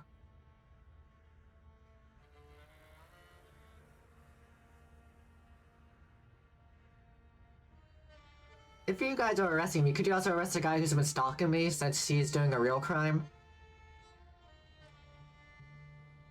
A stalker, huh? Look, I'll level with ya. There's not much we can do about a stalker until they do something a little more incriminating than follow somebody around. So you let us know when that happens, and we can see about helping you out. In the meantime, we'll help you safe and sound down at the station where no boogeyman can get ya. Bet. You don't really think Bo is dead in there, do you? I'd love to be wrong about this, I really would. But Bo's a big man. Hard to keep a big man like that from moving around and making a fuss. And we've seen a whole lot of nothing going on in there. Still as a grave, if you pardon the expression. Don't you think Duke might escalate things? Oh, I bet on it. But it's not me who makes the big decision. Sheriff Hugsby always has the final say. And I suppose Duke made a good point about those traps. He does know them better than any of us. Maybe he winds up being more useful than not.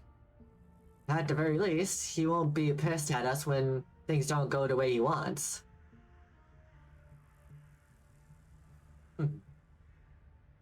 Let's wait in silence. Nothing else to do but wait. There's a sound coming from the house on the hill, shouting, angry and panicked. A frantic voice crackles over the radio. Dickerson, man down! The sheriff is down! What'd I tell him? I told him to be careful and follow my lead, and now look at him. Mr. Calloway, if you could please clear the line and let Deputy Franklin give me a proper SAS report. Deputy, is he breathing? What do you have eyes on, Mr. Tremaine and the hostage? Oh, we're on the way to the basement now, sir. You better be careful, meatheads, if you don't want to wind up like you hear an ungodly noise over the radio, a gunshot, and then static. Franklin, report!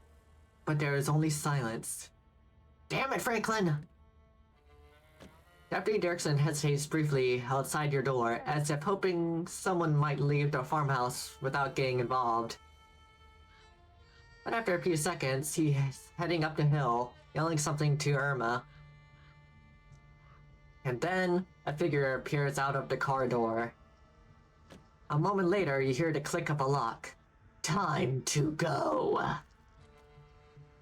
You get out of the car, your body moving on instinct.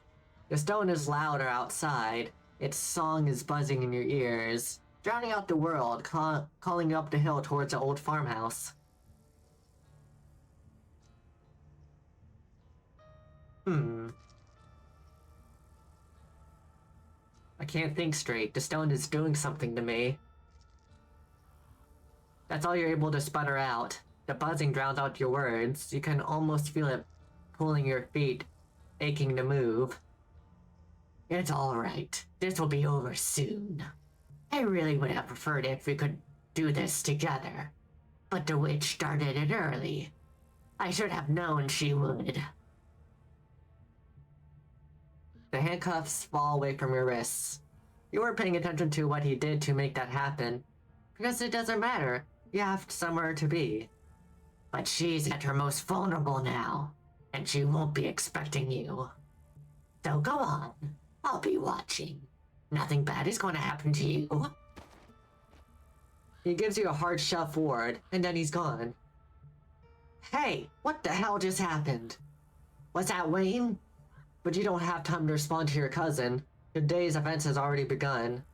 The talking is just noise. Their words don't matter. There is a humming in your head. Almost like a voice. One can just barely make out. But you know it will be clearer the closer you get to the stone.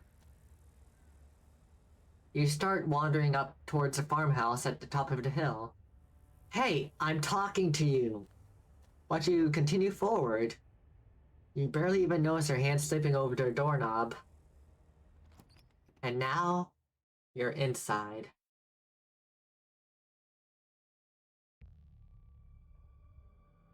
Oh, dear God. Okay. Sheriff Hugby dangles in the middle of the room. An axe attached to some strange mechanism in the ceiling is embodied in his face, holding up the corpse in an imitation of life. Holy shit. This old guy really is crazy, huh? Who the hell put something like that in their house? Past the body, you see a giant pumpkin through the door to the garage. Cracked open, its guts strewn across the floor, seeds dotted across the hardwood like a trail of breadcrumbs leading to the basement stairs. Alright. Derrickson, until we're all out of here, looks like you're the new sheriff. So what the hell did we walk into? Hostage situation. Hostage situation my ass! That fucking rat Julius is doing something horrible to my boy down in the basement. That's what's going on here. Franklin, how's my bow? You got eyes on him? The officer's voice calls up from behind a wall of roots blocking the basement door. Yeah, he's breathing. We're trying to help. Wait, Avery's here? Is that Diner kid? I should have known you and Julius have been conspiring, haven't you? What'd you do to my boy? Shit, we have to get down there, don't we? You both know that you do. Approach the basement. You're vaguely aware that the officer Derrickson is trying to stop you, but he's too nervous to take a step. You reach the basement door and start to claw at the weird fleshy vines blocking your way. They're strong, but they relent under your touch, welcome you down below. Who the hell? So you tried to undermine me, witch. I should have known you tried to find a way around rule. You trapped the town. This isn't what any of us wanted. You should nullify the deal before this gets any worse. It's just unhappy. I didn't think something like that would be so opinionated. But I have a plan to palisade it. If it wants a less broken body, it can have one. Then we'll see if it still feels shitty enough to hold a grudge. Hey. Everybody still alive? Tabitha coughs. I think I broke something. Yeah, my ribs. Why do you have to wear such heavy boots?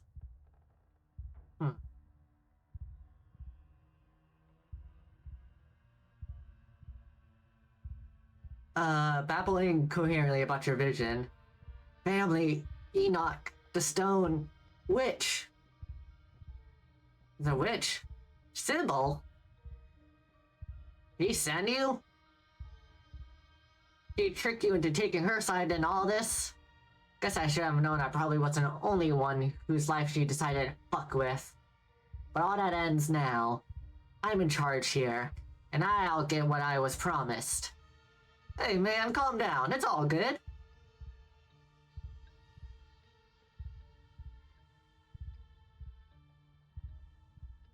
Well, there's Bo. Your vision finally focuses and your mind is once again your own. Avery watches you furtively from across the room. The man, Julius, holds a gun in silent threat. Franklin sits hunched in the corner, his expression icy and unreadable behind the sunglasses. And in the corner is Bo. Something is attached to him. The source of the awful noise, it stutters with pain inhalations. Bo is still breathing, but he doesn't look well. The stone brought you here, and stuck you in the middle of another nightmare. What the hell is going on down there? Even as he yells down the stairs, his voice is faint, barely audible behind the now thickened roots and vines that block your escape. How's Bo? How's my boy?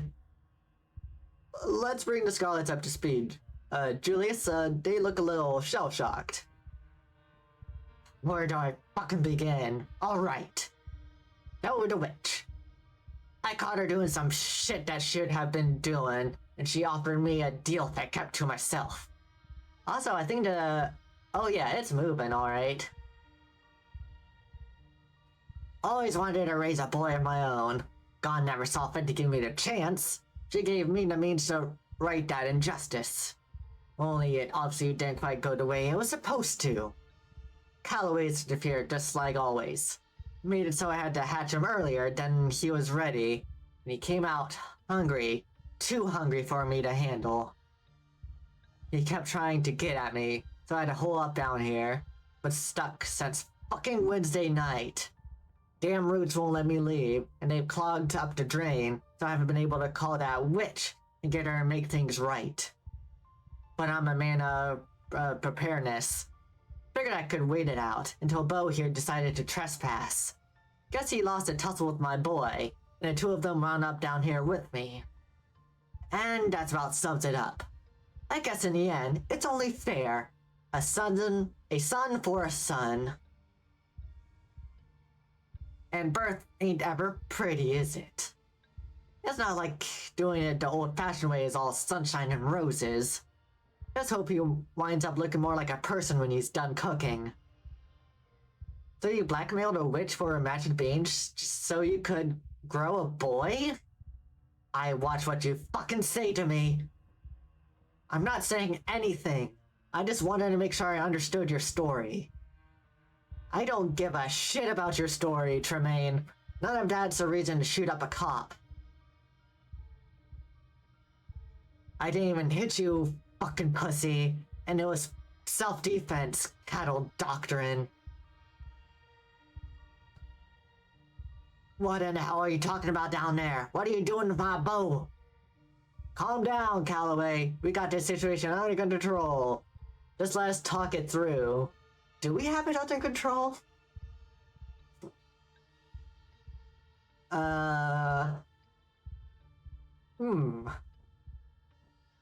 Let's see.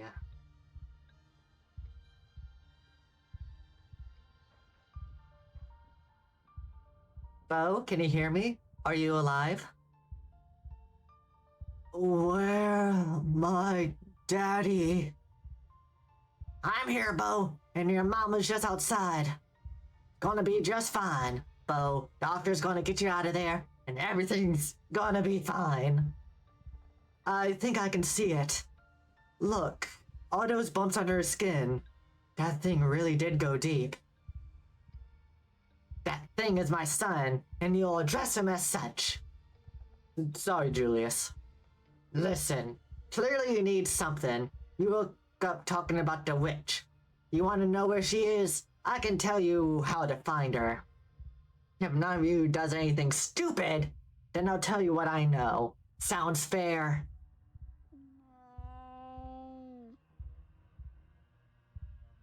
The conversation is interrupted by Bo shifting uncomfortably as the creature lets out a guttural moan. That's my boy. Enough of this bullshit. Someone help me get this axe down. I'm not letting some damn tumor stop me. Hey, watch it, Calloway. We don't know what'll happen if you...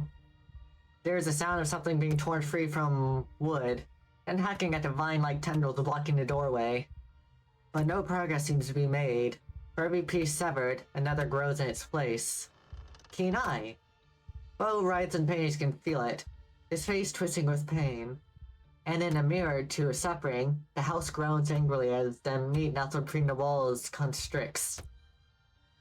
This thing, threatened, is tightening its squeeze. Dukes needs to stop if he doesn't want his son to die very soon. You want to bring the damn house down, Duke? A string of desperate curses from upstairs, but the axe doesn't stop swinging. Bo squirms with discomfort. The baby seems to be digging deeper. Explore keen eye. Duke, If you want us to save Bo, you have to stop swinging that axe. It's killing him. Shit, god fucking damn it. The frantic hacking stops. You got 5 minutes, Gurlina, you hear? If we're stuck waiting around down here, anybody want some boiled peanuts?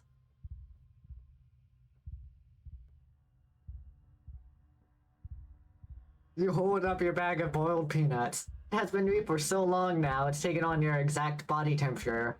Almost like it's an extension of yourself. What in the hell? There's mold on them. Girlina, I don't think moldy peanuts are gonna solve the problem. Don't acknowledge his behavior. You don't need to make Girlina feel validated for this kind of freakishness.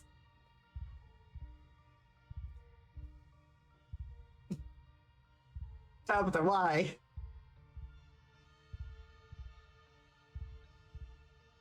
Those things look like a serious health hazard at this point.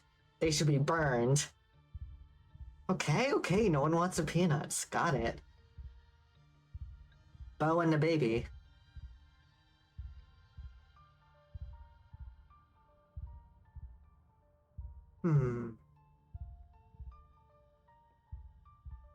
Does your son have a name?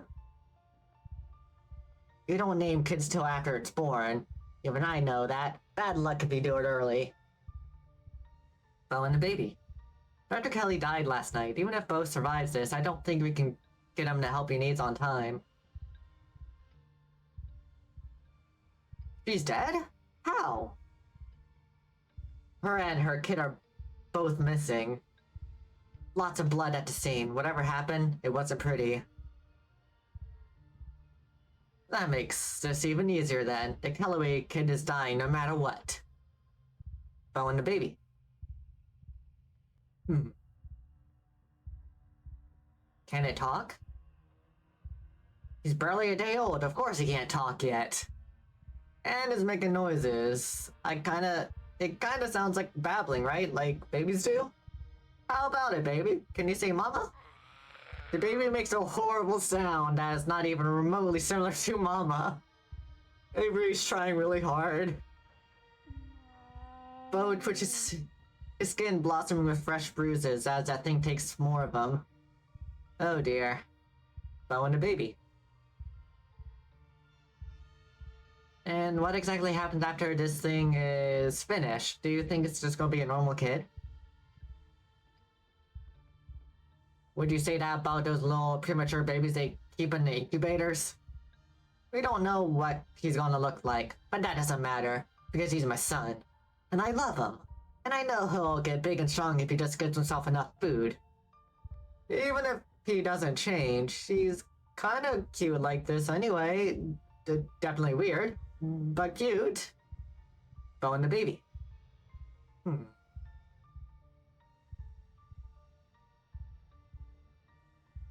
Is there really no way we could separate him from Bo? Maybe if we offered him something better? This ain't a debate. Shut up, or I'll shut your mouth for you. I don't know, Julius. I still think there's something we're missing. And if Gurlina thinks so too. Maybe it's worth talking about it again. That's why I'm here in the first place, right? To come up with some other solution? And you and I already decided this was best. That discussion was had and done with before anyone else showed up. Bo and the baby. How do you know it will stop with Bo? It sounds like it was hunting you before it found him. What happens when it gets hungry again? I don't appreciate you trying to pick all of this apart. Just sit there and stay quiet, and we won't have trouble, got it? It's definitely gonna eat you. It won't have time to go after you, Julius. You'll be in handcuffs as soon as I get the chance. Says the man who's not currently holding a gun. And I'm the authority now. Best you act like it. The thing under both skin shifts, writhing in imitation of clenching muscles. He's not looking too good. Bo and the baby? What's it doing to Bo? He's fertilizer. He's a person. Not anymore. He's a body that just happens to still be moving around. If my boy had the time he needed, he wouldn't be doing all this. He could have been born quietly in the fields like he was supposed to, but he came out too early. An exchange has to be made. That's what the crone always said. So I'm exchanging. But does it have to be him? Could we move it to somebody else? Any volunteers? Avery slowly raises her hand. Put your hand down, kid. That was one of them rhetorical questions. You weren't supposed to answer. I wouldn't do this to you. Besides, my boy's got the biggest hunk of meat in the room, and I think he's happy with that. I doubt he'd give that up easy. I get the feeling tearing him out wouldn't be so good for Bo either. It's not just food for your damn parasite. When I get down there, I swear to God, Julius. Shut up, Duke. I'll start shooting. Okay, no more Bo and the baby. The witch.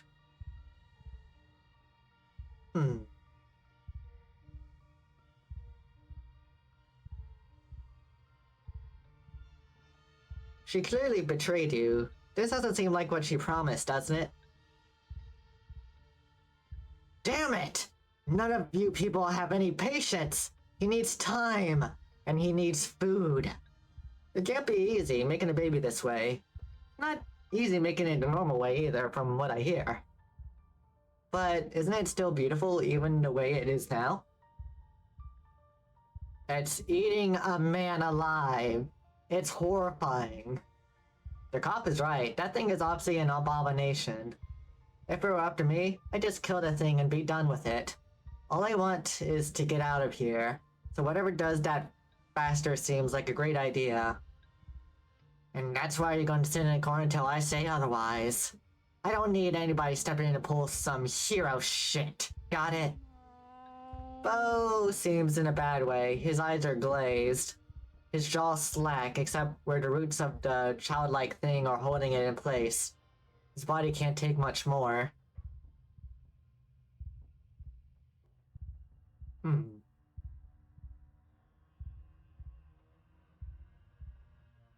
The situation.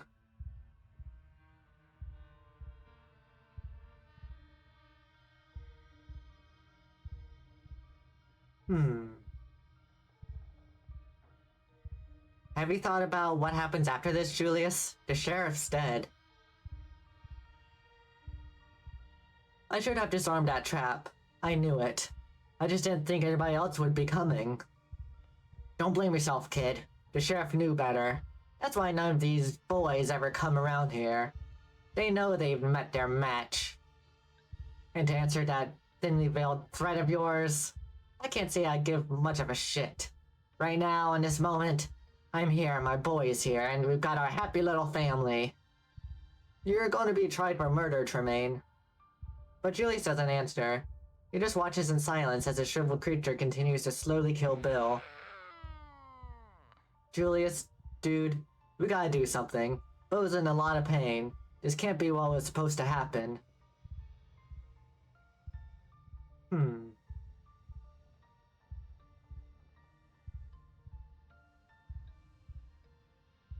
Oh dear, like I would love to save Bo, but...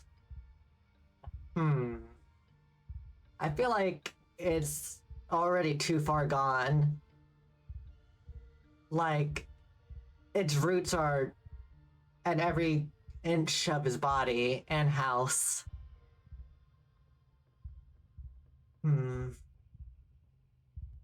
Bo seems like he's already done for. Maybe this child deserves... But then again, Duke would hear me, and I want to stay on good terms with Duke. The witch. Did the witch tell you how to take care of this thing once it's done? It's meant to be a kid when it's done. Other people seem to figure out how to raise those all the time. Don't need her giving me parenting tips. Most babies don't need people to live, Julius. This doesn't seem that unusual to me, actually. Isn't this kind of what babies do to their mothers? It's not like they're eating takeout in there for 9 months, you know? Exactly what the kid said. Yeah, the inside of a pregnant lady looks just like that. You two aren't crazy at all. Okay. A few less roots attached, sure. But other than that, not far off. In the end, you don't do anything other than talk while the creature finishes its work. This isn't a time or place for you to make a choice. Even if that wasn't the case, it's too late to make any other choice now than continue in action. You watch as things slowly solidify. It breathes more confident as Bo grows shallow. I can't let this happen. The officer drives forward, reaching for his gun, but Tapsleg kicks him, stopping him mid-motion. You idiot! Do you want to get shot? Let's let the guy have his freak baby. Ma'am, we are watching a slow-motion murder. It's my duty to... This is my house, not yours, officer. What happens under my roof was always supposed to be my business. Bo trespassed. Those are the consequences. Everyone watches each other with unease. Is it alright if I sit by him? Sure, but I'll shoot if you make any moves, kid. I don't want to, but I will. Avery shift, settling closer to Bo. They take his hand in theirs, which doesn't seem to do anything to comfort the man as the roots sink deeper, taking more. I'm sorry, Bo. It'll be over soon, okay? You're not alone.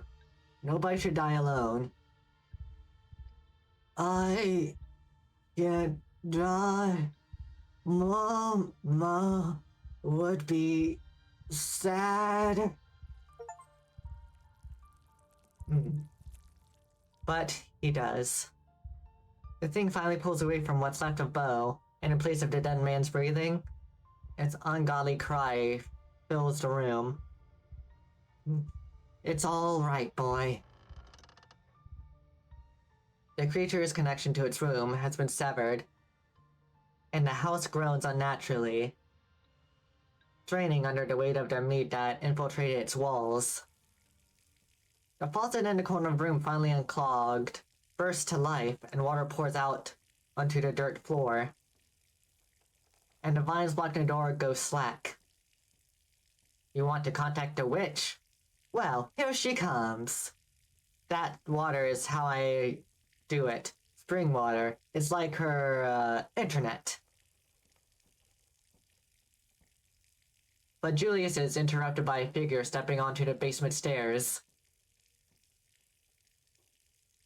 Oh shit, he's got an axe.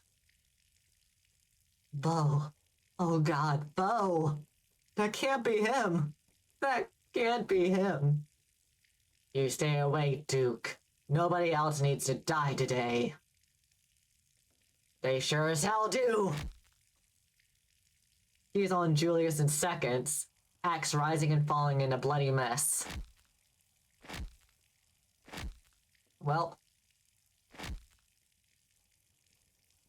he keeps going and going, and nobody stops him. Julius' body slowly loses its humanity until it's nothing but meat. Sorry, Franklin. Looks like he fell on his axe. That's what I saw. Finally, Duke turns his attention to the mewling thing still curled up on the corpse of his son. Duke, stop, wait!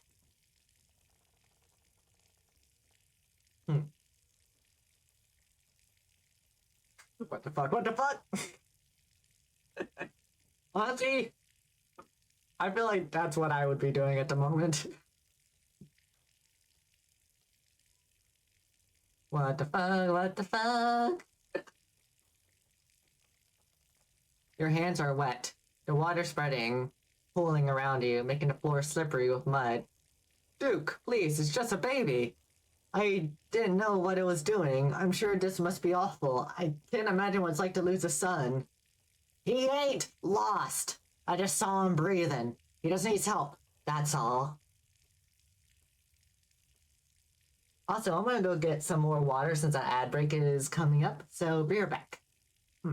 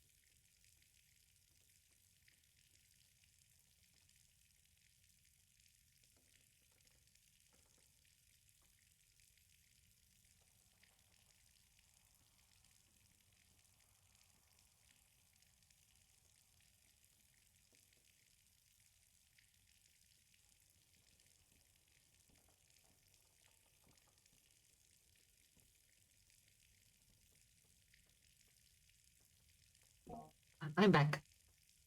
Thank you for your patience. The water is suddenly much higher. It rises up past your ankles. I'm gonna kill that thing, and I'm gonna give Bo some proper medical help. I'll take him over to the next county if I have to. But it's like everyone else in the room is in a different world, arguing while the water rises around them, as if they don't even see it. What are you all doing standing around and arguing? The basement is flooding. Flooding, ma'am? Do you not see the fucking water? What are you talking about? There's no water. But it is flooding. It's up to your chest now. There's no denying it. Of course you don't see it. You're always wearing those damn sunglasses. Her words are swallowed up as it finally overtakes you.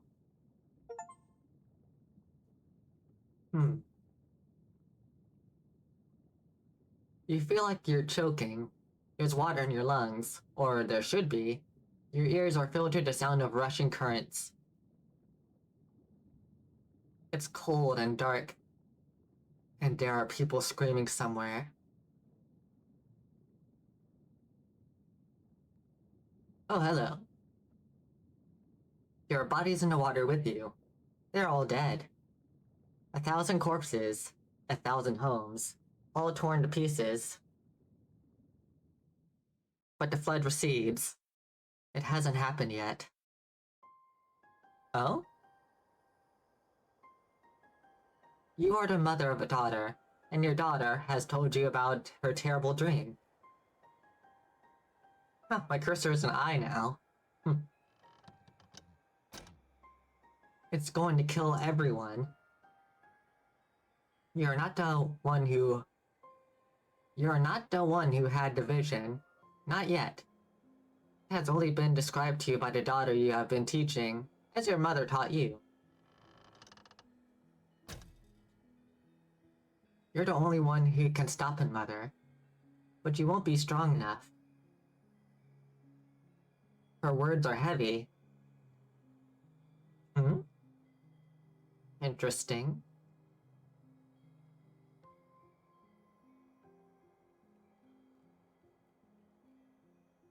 Of course I'll stop it, don't worry much, daughter. No, Mother, I've seen it. You'll try to stop it and you will die. But there's another path. Take my power. I give it willingly.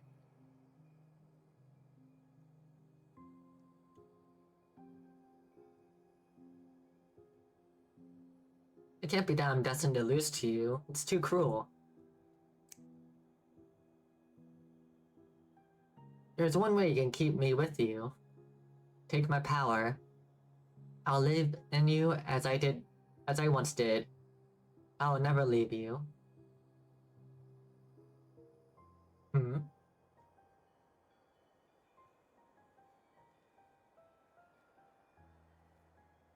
Hmm.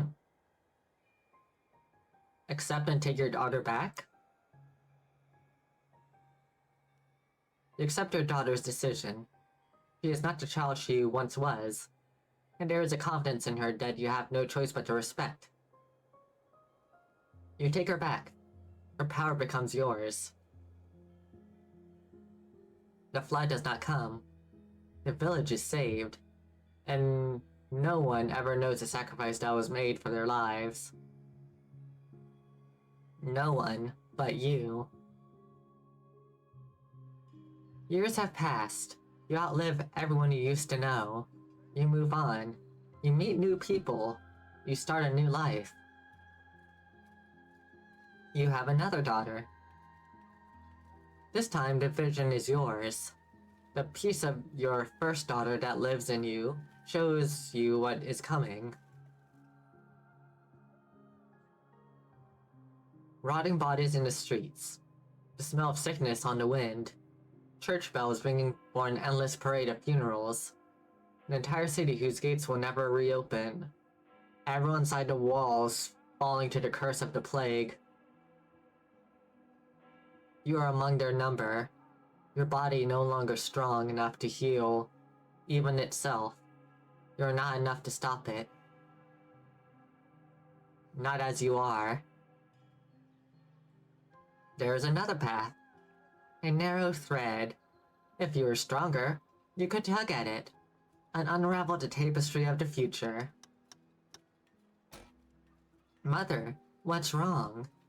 Your daughter will never be as strong as you are, not after what you had to do, but she still carries in her some strength. Enough.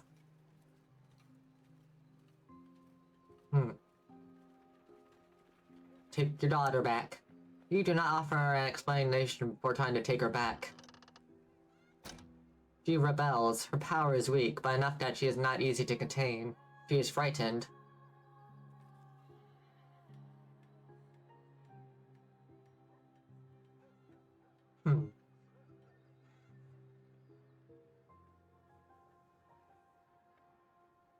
The entire city rests on this decision. Stop her from leaving. You do not let your daughter run from you. No plague comes. The city never knows that it would have been a ruin, but there is unhappiness in you. She didn't understand, and what you took of her is angry, confused, restless. You will have to carry that with you. It is part of the burden of what you are. Though no one knows the depths of what you have done, over the years you have not escaped notice. You find yourself in the capital in a place whose name has changed too many times to count. A war is brewing. The eyes of those who would hold fate in their hands are on you, their lips asking which thread to pull and which to cut. And the tapestry is once again revealed to you. The war rages, and it never stops raging, bleeding that spans generations. Children born to die, decades of pain that leave a raw wound on the world. Or it ends before it begins. If you die for the sake of the many, you can guide powerful hands to crush those that need crushing, if only you have more power of your own. You call your daughter to you. You raise them differently these days. The disquiet left by the reluctant daughters taught you a permanent lesson. They don't need convincing anymore. They are ready to return to you whenever you need them.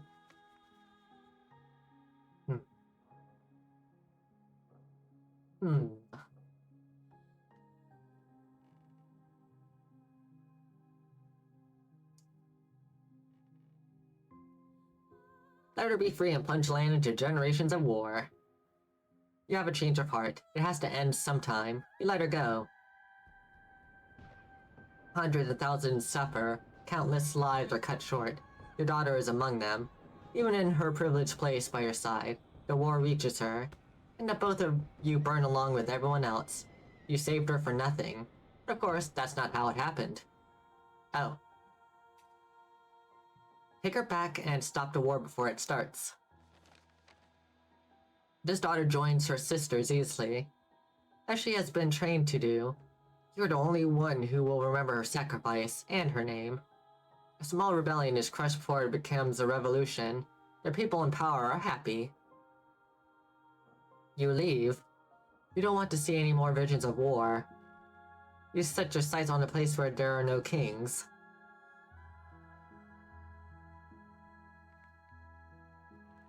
And yet, even an ocean away, power finds you.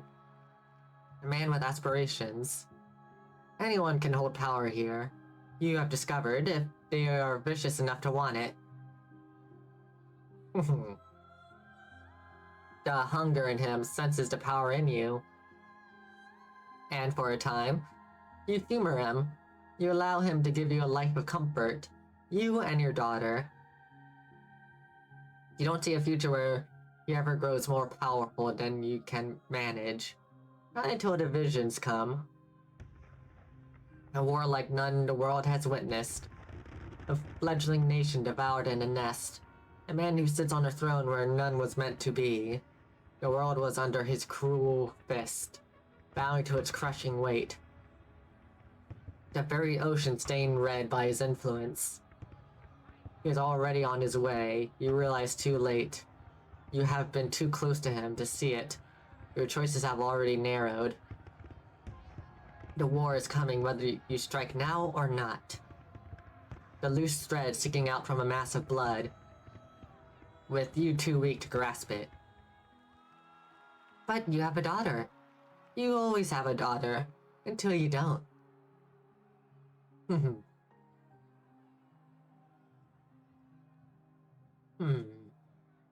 Take her back and erase the man before his name can mean anything? She joins her sisters as destiny, and they remove him from the world. The hole where he was is filled by lesser men, none of whom remember whose shoes they were stepping into, and none of whom can hope to command the way he would have. Blood is spilled. Less blood, but you still feel every drop. You hide yourself away from the world. You and your daughter. The vision still finds you, but here they are small. The decision's simple. You make them all the same, helping where you can. A storm halted, a conflict settled. Until one day, when you are shown a dark pit. Splintering wood, debris trapping everyone inside, bodies burning as the very rocks catches fire. Children screaming as their flesh bubbles, and in silence as lungs filled with smoke. You know the choice that lies in front of you. Take her back. She joins her sisters, as so many have before her. The disaster is averted, lives are saved, and you have another daughter. But that's not what happened. Not this time? You take your daughter's hand, and you look her in the eyes. They're green like yours. You don't want to do it this time. You stare out over the hills together as a plume of smoke rises into the air. But you can't hear the screams from here. You assume you will die one day, like anyone else. After all, you're long past due. Maybe you'll be lucky enough to know your grandchildren before you go. Then the man comes, and with him, a vision. He's already decided. He's bringing something here, something ravenous that doesn't belong. But that has been pressing at the edges of your world, trying to find a way in. It has its way now, whether you help him or not. Is that Enoch? More of the threads you followed comes in focus, and for the first time, you follow it beyond your death. Disaster after disaster, crisis after crisis. Thousands of years of little cuts that you weren't there to mend. On and on it goes, longer than you can ever hope to follow. Its toll eternal and incalculable. But there's a new thread too. If you're patient enough, if you're strong enough when the moment finally comes, if you do everything right, you can devour this thing that sits outside the world. And it will give you so much power that you will never have to take back a daughter again. You could fix as many things as you care to fix. Floods. Plagues. Wars. Kings. You look into her green eyes, so much like yours. You can't. But you did. Take her back and summon an entity into the world. You welcome her back, as you have with every daughter before her, and you help the man. He is arrogant. He cheats the thing from another world in every way he can. He wastes your time. There will have to be more daughters before the day comes that this will be over. But days and daughters come and go, and you are very patient. You have to be. If you're to stop the hurt that would scar a world without you, dare to guide it. And now you are here, on the cusp of the end, the final daughter.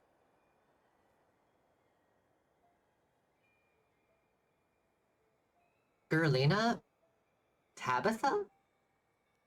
Wait, is that why she disappeared from the recap? Because she disappeared?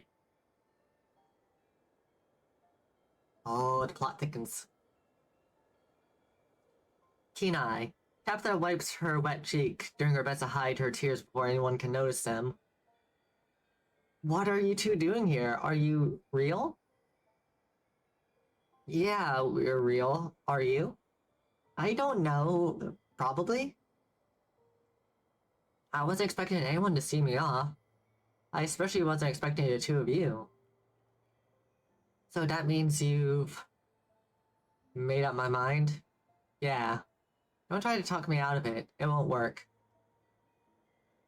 You're a good person, Kanika. I hope you know that.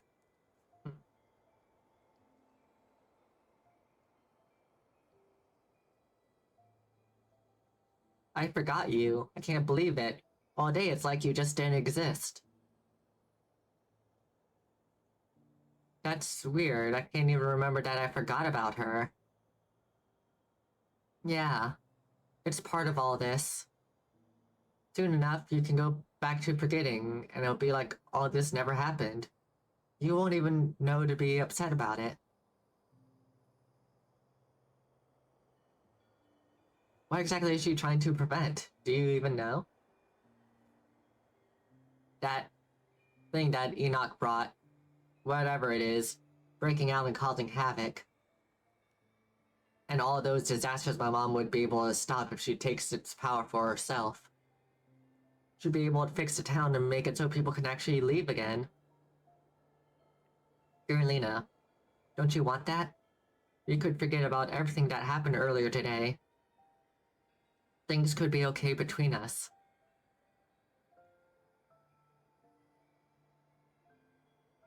Do you really feel like your life has been meaningless? Working at a shitty little general store in a dying town? Yes? I would call that pretty meaningless. Most lives are meaningless, Carolina. Hers doesn't have to be.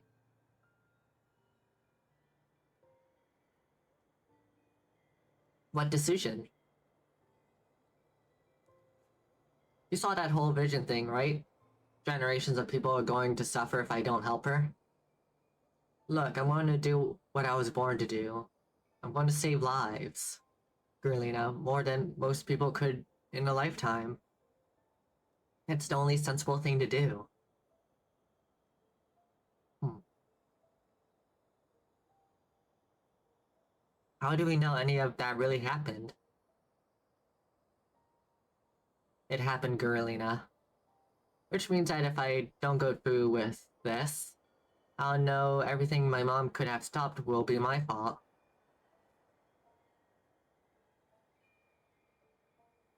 Oh, then what's right?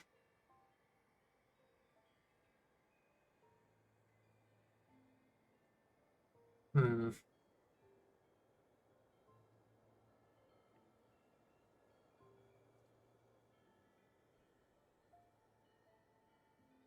Hmm.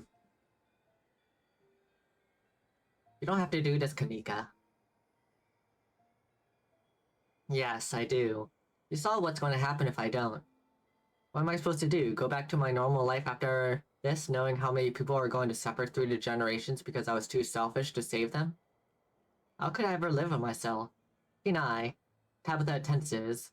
Another tear makes its way down her cheek. Garena, she's right. We have to let her do it. But don't try anything. I don't care if you think you're being a hero. This has to happen. Hmm.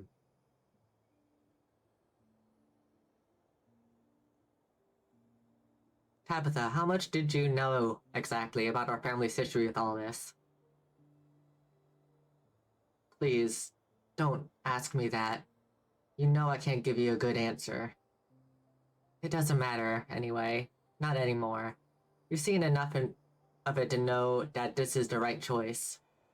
I'll be fixing her family's mistakes for good. Somebody has to. Hmm. What makes you so sure, Tabitha? You don't trust a witch, do you? It doesn't matter if I trust her or not. Do you trust me?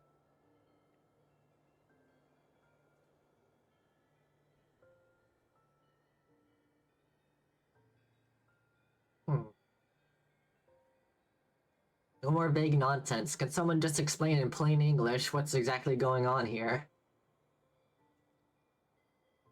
Kanika is about to save people's lives. That's what's going on. She's going to save you. So don't mess with this. We shouldn't even be here. She's right. Hmm.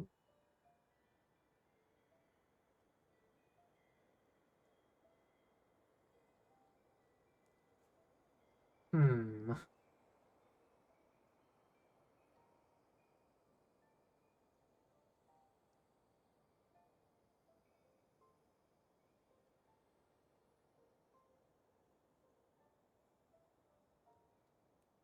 I trust you, Tabitha. I don't like this, but if you say it has to happen. She breathes a sigh of relief. Thank you, Girlina. I'm glad you get it. I really didn't want to have to argue with you two. I'm actually kind of excited. I don't really know what's going to happen next. I just know I'm where I'm supposed to be. Hmm.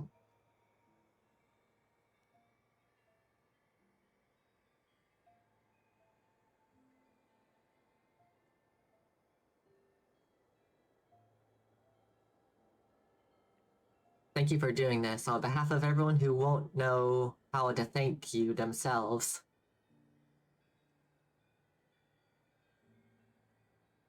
Don't make me cry. I'm not doing this to be thanked. And I wasn't expecting it to ever happen since, everyone's going to forget me soon. But it felt nice to hear it. Thank you. Then I thank you too. I'm sorry that we never really got along. I'm sorry that we never really got along.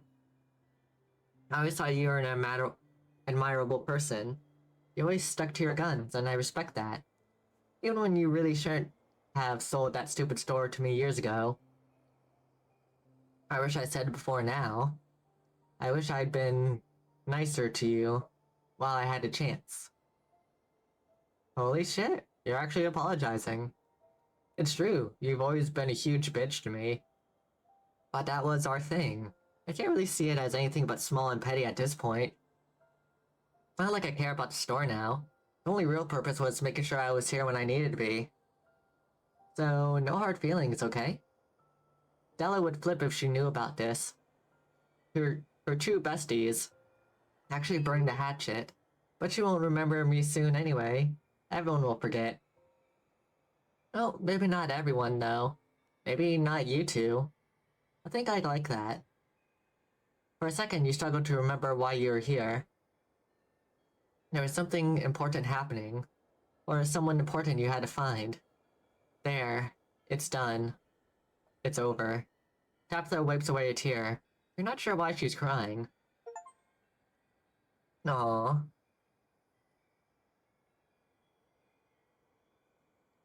Remain silent.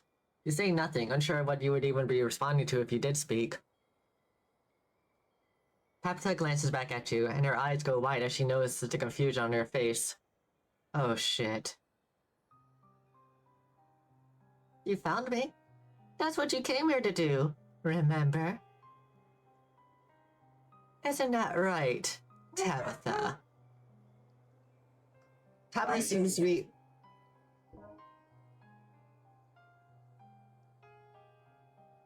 One second.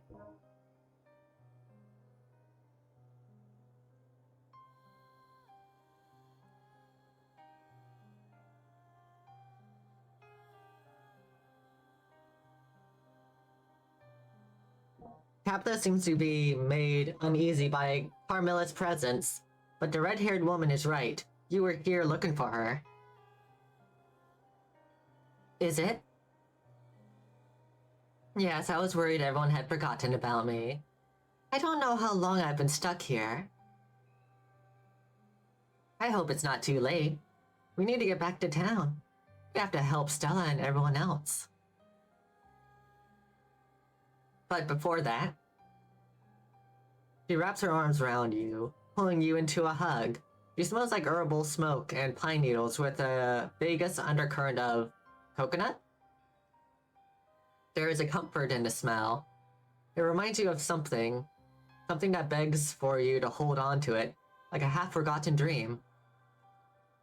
Okay, break it up, please.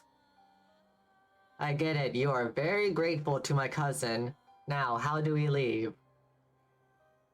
Sorry if I got a little carried away. I was just happy to know that someone like Garina cared enough to come and save me. Of course you cared. After the two of you spent a whole day looking for Stella together, even though you only known each other a scant few days, it was only right that you'd come looking for her when she needed your help. I don't know what I would have done without you. Wait, what's going on? This is the first time I'm meeting you.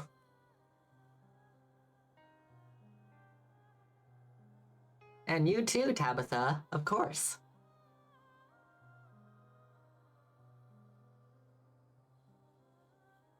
What did I come to save you from? This place. It took me out of the world, trying to isolate me, to erase me. Was there someone else here? Maybe you're thinking of those figures, the ones that were dancing around through the illusions? All of this was meant to confuse us. Don't let it make you doubt reality.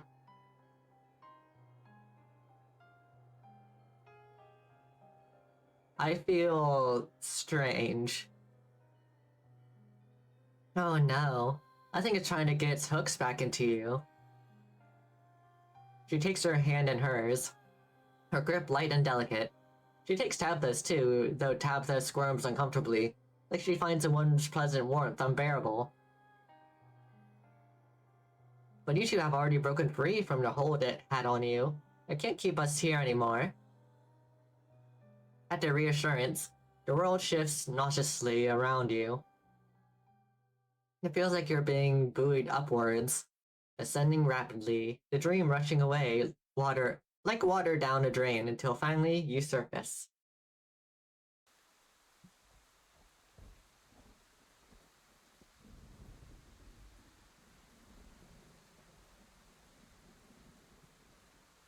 What the heck is going on?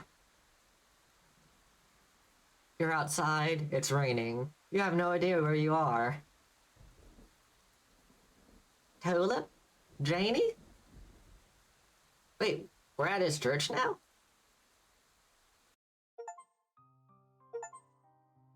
What? Only one major content update remains until the story reaches its conclusion, the final chapters.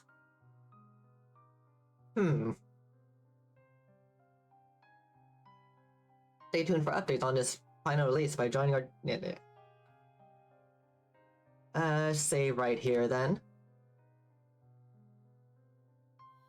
I have a lot of questions. I do love visual novels. Do you, Kite?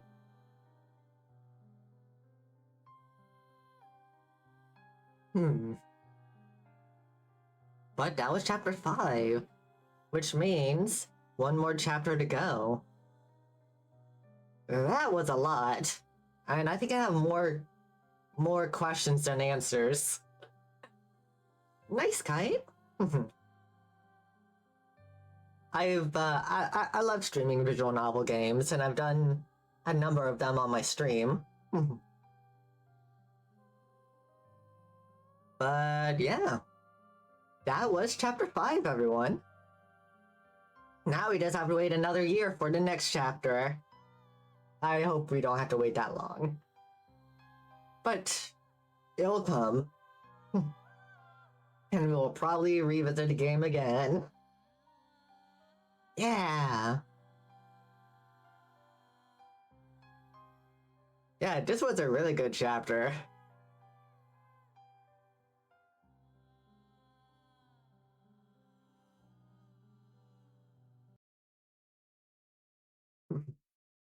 So yeah, that was chapter 5 of Scarlet Hollow. And we got a lot of achievements. We answered Wayne's call with them playing the piano. We entered Edwardine's bedroom. We let Reese French kiss us and had a tender moment. We ran out of time on the clock for Beau.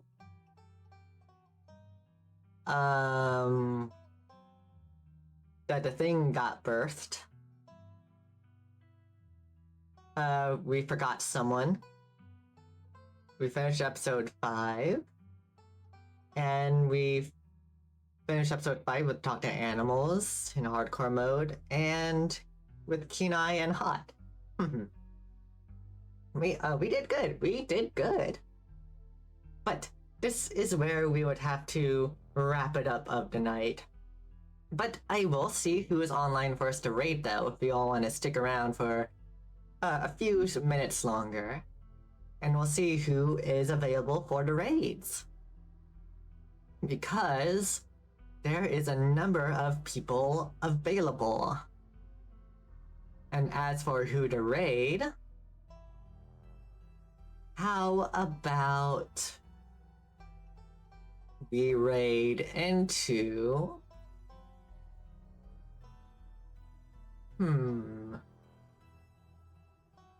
Like, I'm torn between Nergiri Khan, who's playing Project Zomboid, or Makihime is playing Pokemon Platinum. You know what? Let's do like spooky horror to spooky horror. So let's go right into Nergiri Khan. He is one of my V siblings, as it were. So we shall raid into him. He's always fun. He has a great vibe. And it looks like he's back on his horse. And you don't share the honey. I get it. I know how much you like the honey. It's super sweet. No one can resist the goo honey after all. Nergui on. And who could forget about our raid messages? So, copy that. As for future streams, I will see what my upcoming streaming schedule is going to be like, and I'll post it on my Blue Sky. But tongue-tied. But most likely to not, my next stream will most likely be at July Yumi. I had to make up for the other day I couldn't stream. Because I want to keep playing that game. But that'll probably be like Tuesday or something. Give or take. But I will see you all whenever the honey is sweetest. So till then, make sure to eat yummy food, staying hydrated, and give yourself plenty of appreciation and self-love. Because are worth that and more. Goodbye and good night, honeys and sweeties. Bye-bye.